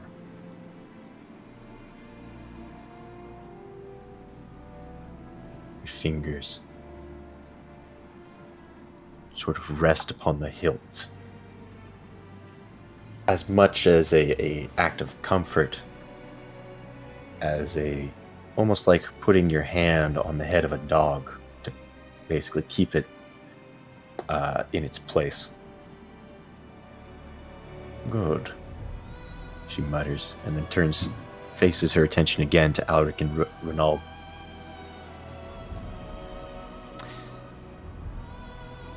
You know, I was gonna say I was surprised. However, I think what I did more than likely had an effect on both of you. Even in your petrified state. Her head tilts. And what exactly did you do? Oh. The Manticore fight you slept through, I'm afraid. Your friends brought it back, and I've been carving at it. harvesting parts to make equipment for you and yours.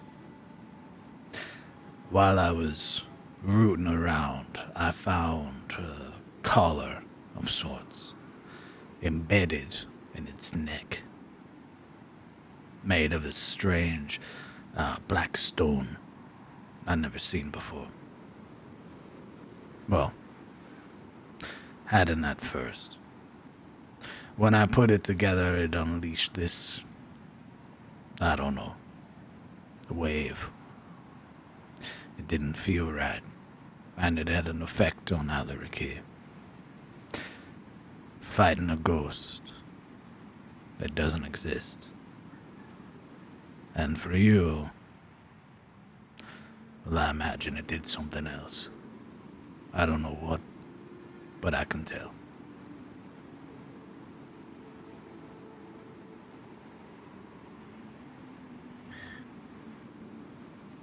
Whether or not it was that thing that you put together, something did happen.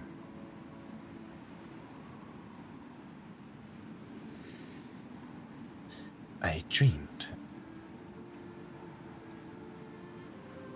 His brows raise. You dreamed. She nods. Well, I'll definitely count that as being part of it then. Most folks don't when they're petrified.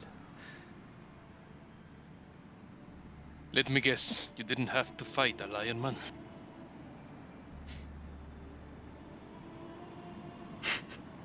Her brows furrow at that. No. There was conflict, but it wasn't nearly something so savage.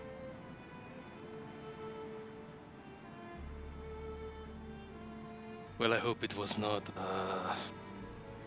traumatizing in some way.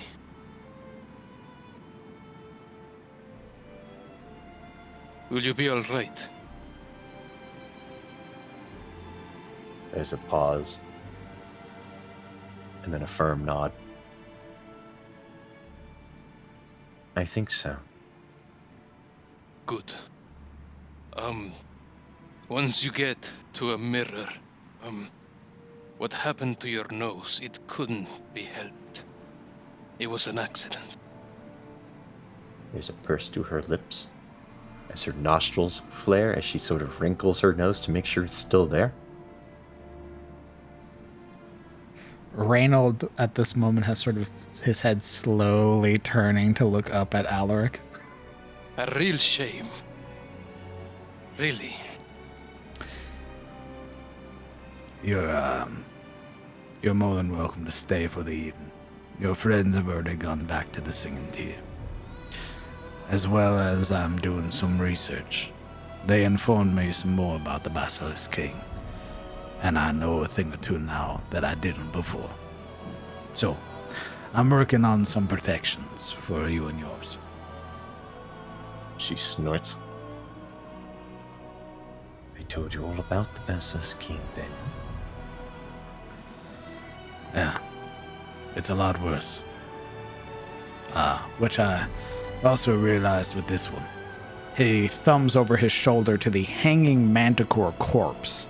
Its wings having been severed, its flesh and muscle fully exposed, no fur or skin on its body, its talons and claws and teeth all having been removed. It looks gruesome. Like a puzzle of a beast and its pieces on display. Yeah, for the first time, she gives a much more human emotion when she takes in the bloody scene before her, seemingly for like the first time, just now noticing this monster hanging from the ceiling like a horror movie's victim. By the gods, what is that thing? That is one of the marks. Referred to as a nightmare manticore. Your friends were jumped by it and its mate on the way here, trying to get you back. We were on a cart. Blocked our way, It's made from behind and it itself from the front. Quite the fight. And I realized, having been studying its anatomy for the evening, while the rest of your compatriots have left, they have in fact been mutating. Far more than I had expected. Which means the king has been mutating as well. And that tracks with what your friends told me. It being able to converse, talk, and not even just simple words. Talk to you like it's a person. And all of you at once. That was never recorded. Do you believe these gradual changes would affect any beast with the same strain? Aye. Which means not only is the king changed, if he's breeding, like you said, his children might grow up to be the same. And their mutations could advance. That would throw the natural balance into a real disarray.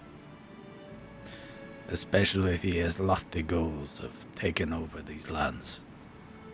Which, from what I'm told, is exactly his plan.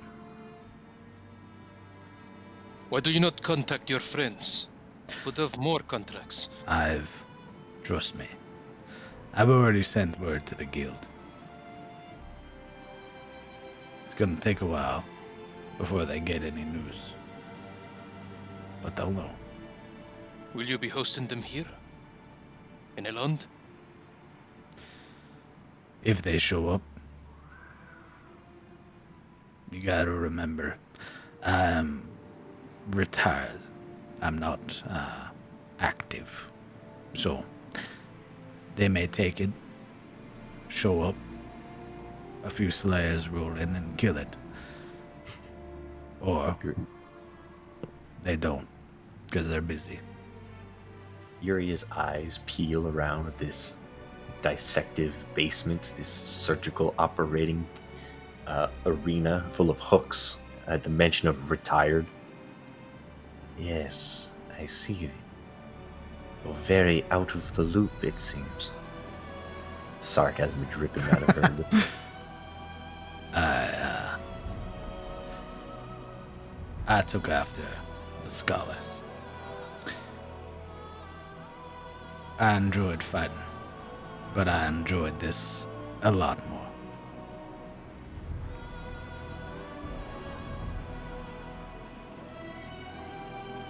That is why you never ask for anything. The price paid was already to bring you the beast, so that you could satiate your curiosity. Makes sense. That's right. I don't like growing dull. I like, even now, remaining sharp, knowing what I'm fighting, learning, gaining knowledge. Do you return it to your guild?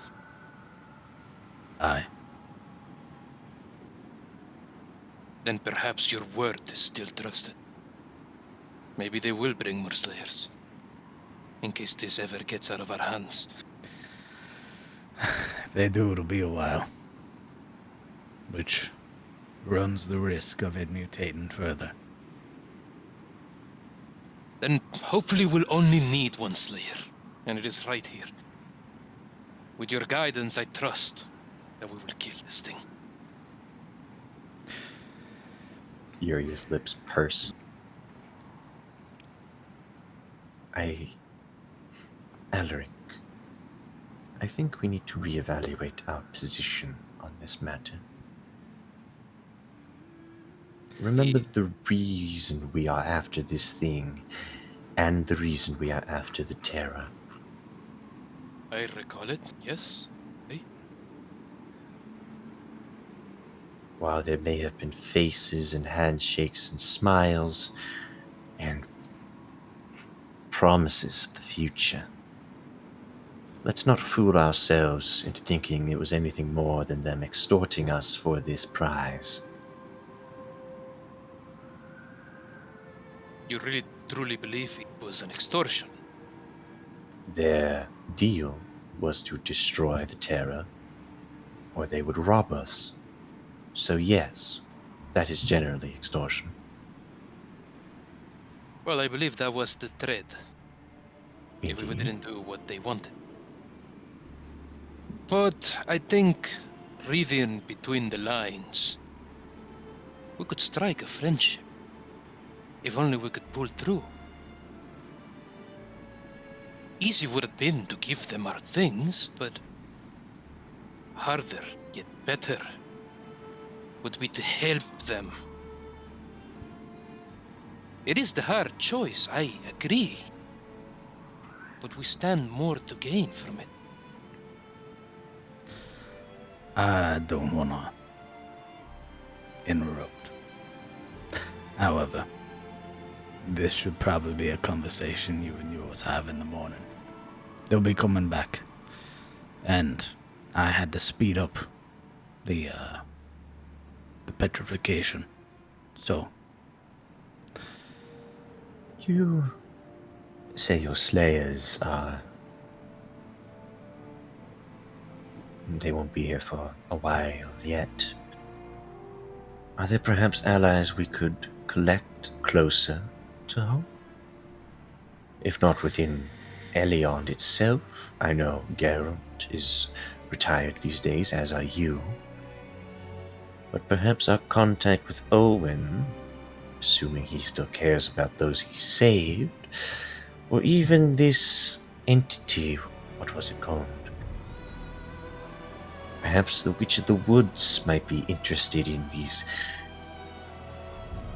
freaks of nature.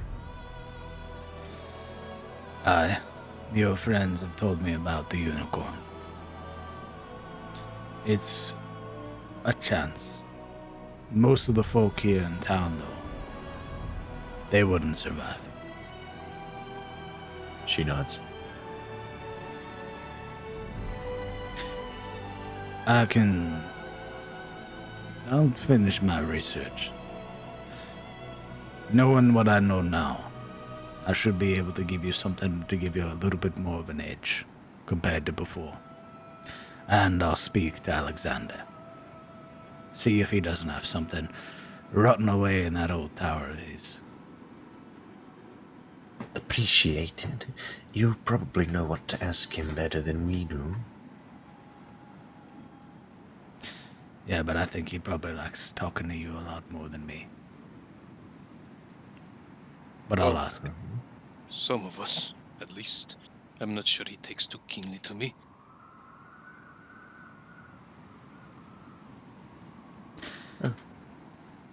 Go ahead and rest.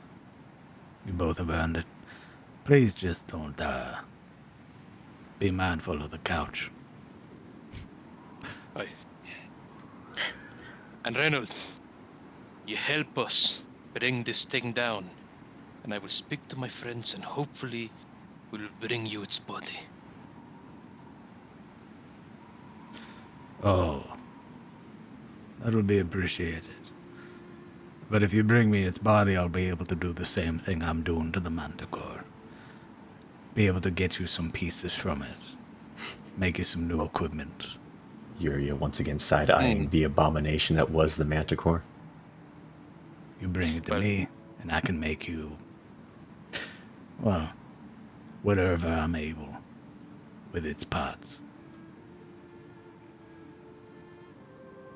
Perfect. And then, with the king dead, and hopefully his mates, I've already heard you've slain a handful of them. With the mates dead and the king, and hopefully his children, it's on to the terror. And I think, with the Manticore and the king dead, and their parts being used to help you, well, you'll be better off than a lot of the others that tried to hunt it. And with a little bit of luck, and he looks to Juria, reaching over to give her a nice pat on the back. Nice because it's not forceful, right? It's not the usual violent slam. We'll even be able to beat it. Succeed Yuria, almost uncharacteristically so, actually takes... did you pat her on the back or on the shoulder? On the back. Oh, okay, then never mind. But his hand would then move on to rest on her shoulder.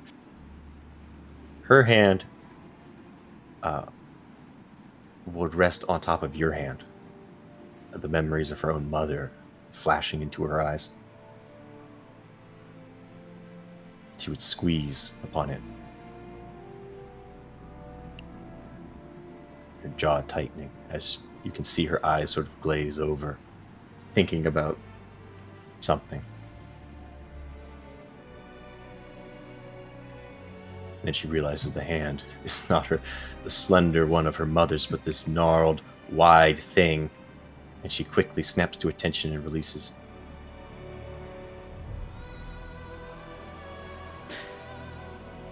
There's bedding upstairs. Feel free to use it, or you can walk back in the rain and meet your friends at the singing tier. I'd suggest against it, though. You may just be unpetrified, but it'll take a moment for your muscles to get acclimated to moving.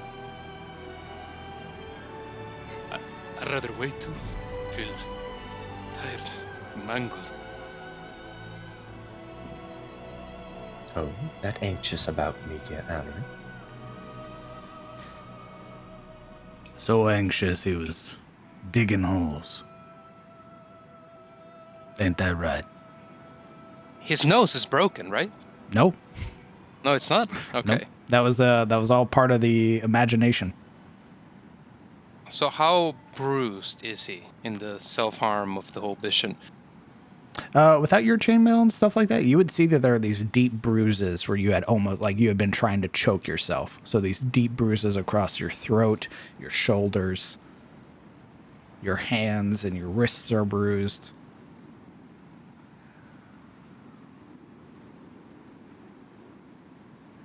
It's hard to explain. Something happened, right? And he kind of scratches at the welt on his neck. I am just spent.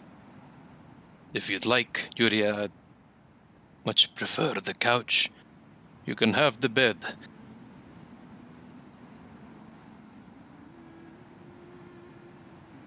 That is very thoughtful.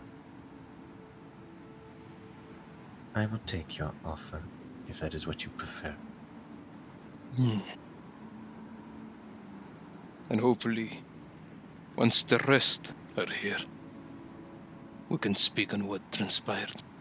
Once I've internalized better. Same for you, suppose. There's her eyes, her brows furrow. You weren't also petrified, were you? I was not. Oh. No, when you turned, you turned before my eyes. When you did what I did was chase after the basilisk that turned you. Killed it. Far too late, however. And she pauses, clearing her throat of the concern.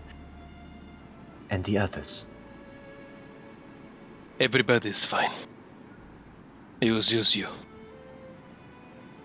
Once it happened, we went through a lot of things to bring you back here, but it is best that conversation is had in the face of everyone, as truly it was a group effort, not just my own.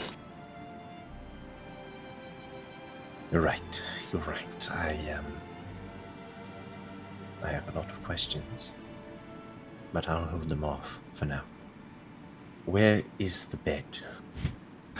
You'll find it upstairs. On the second floor. Just be mindful. There are some things up there I prefer people not touch. Unless it is the cushion, I won't touch it. Good. Go on. Get some rest. Ensure she can actually get upstairs.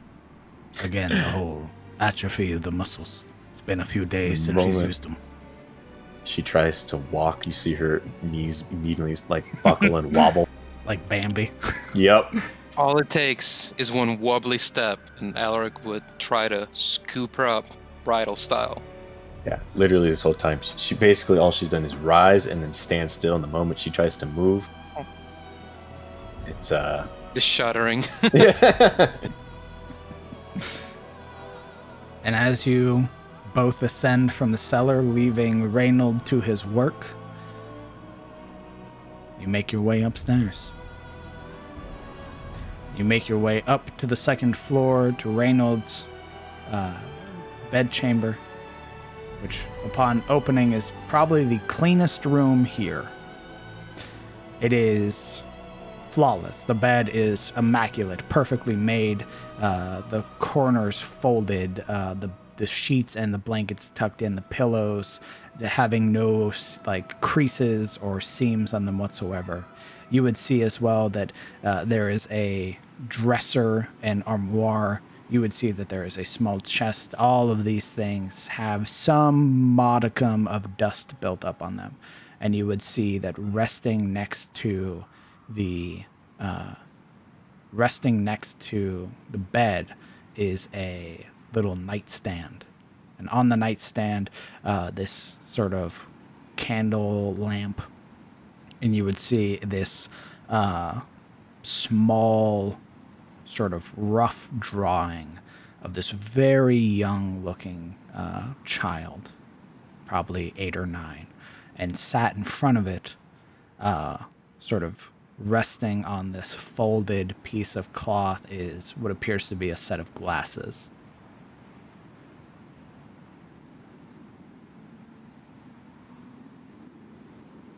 Damn. Analyzing the item in question. If Julia herself did, he'd look to her, saying everything with the glance. She would share in that glance. But even as she does so, you can see her fingers sort of fidget against the straps of her elegant fitting, like the metal parts of her armor.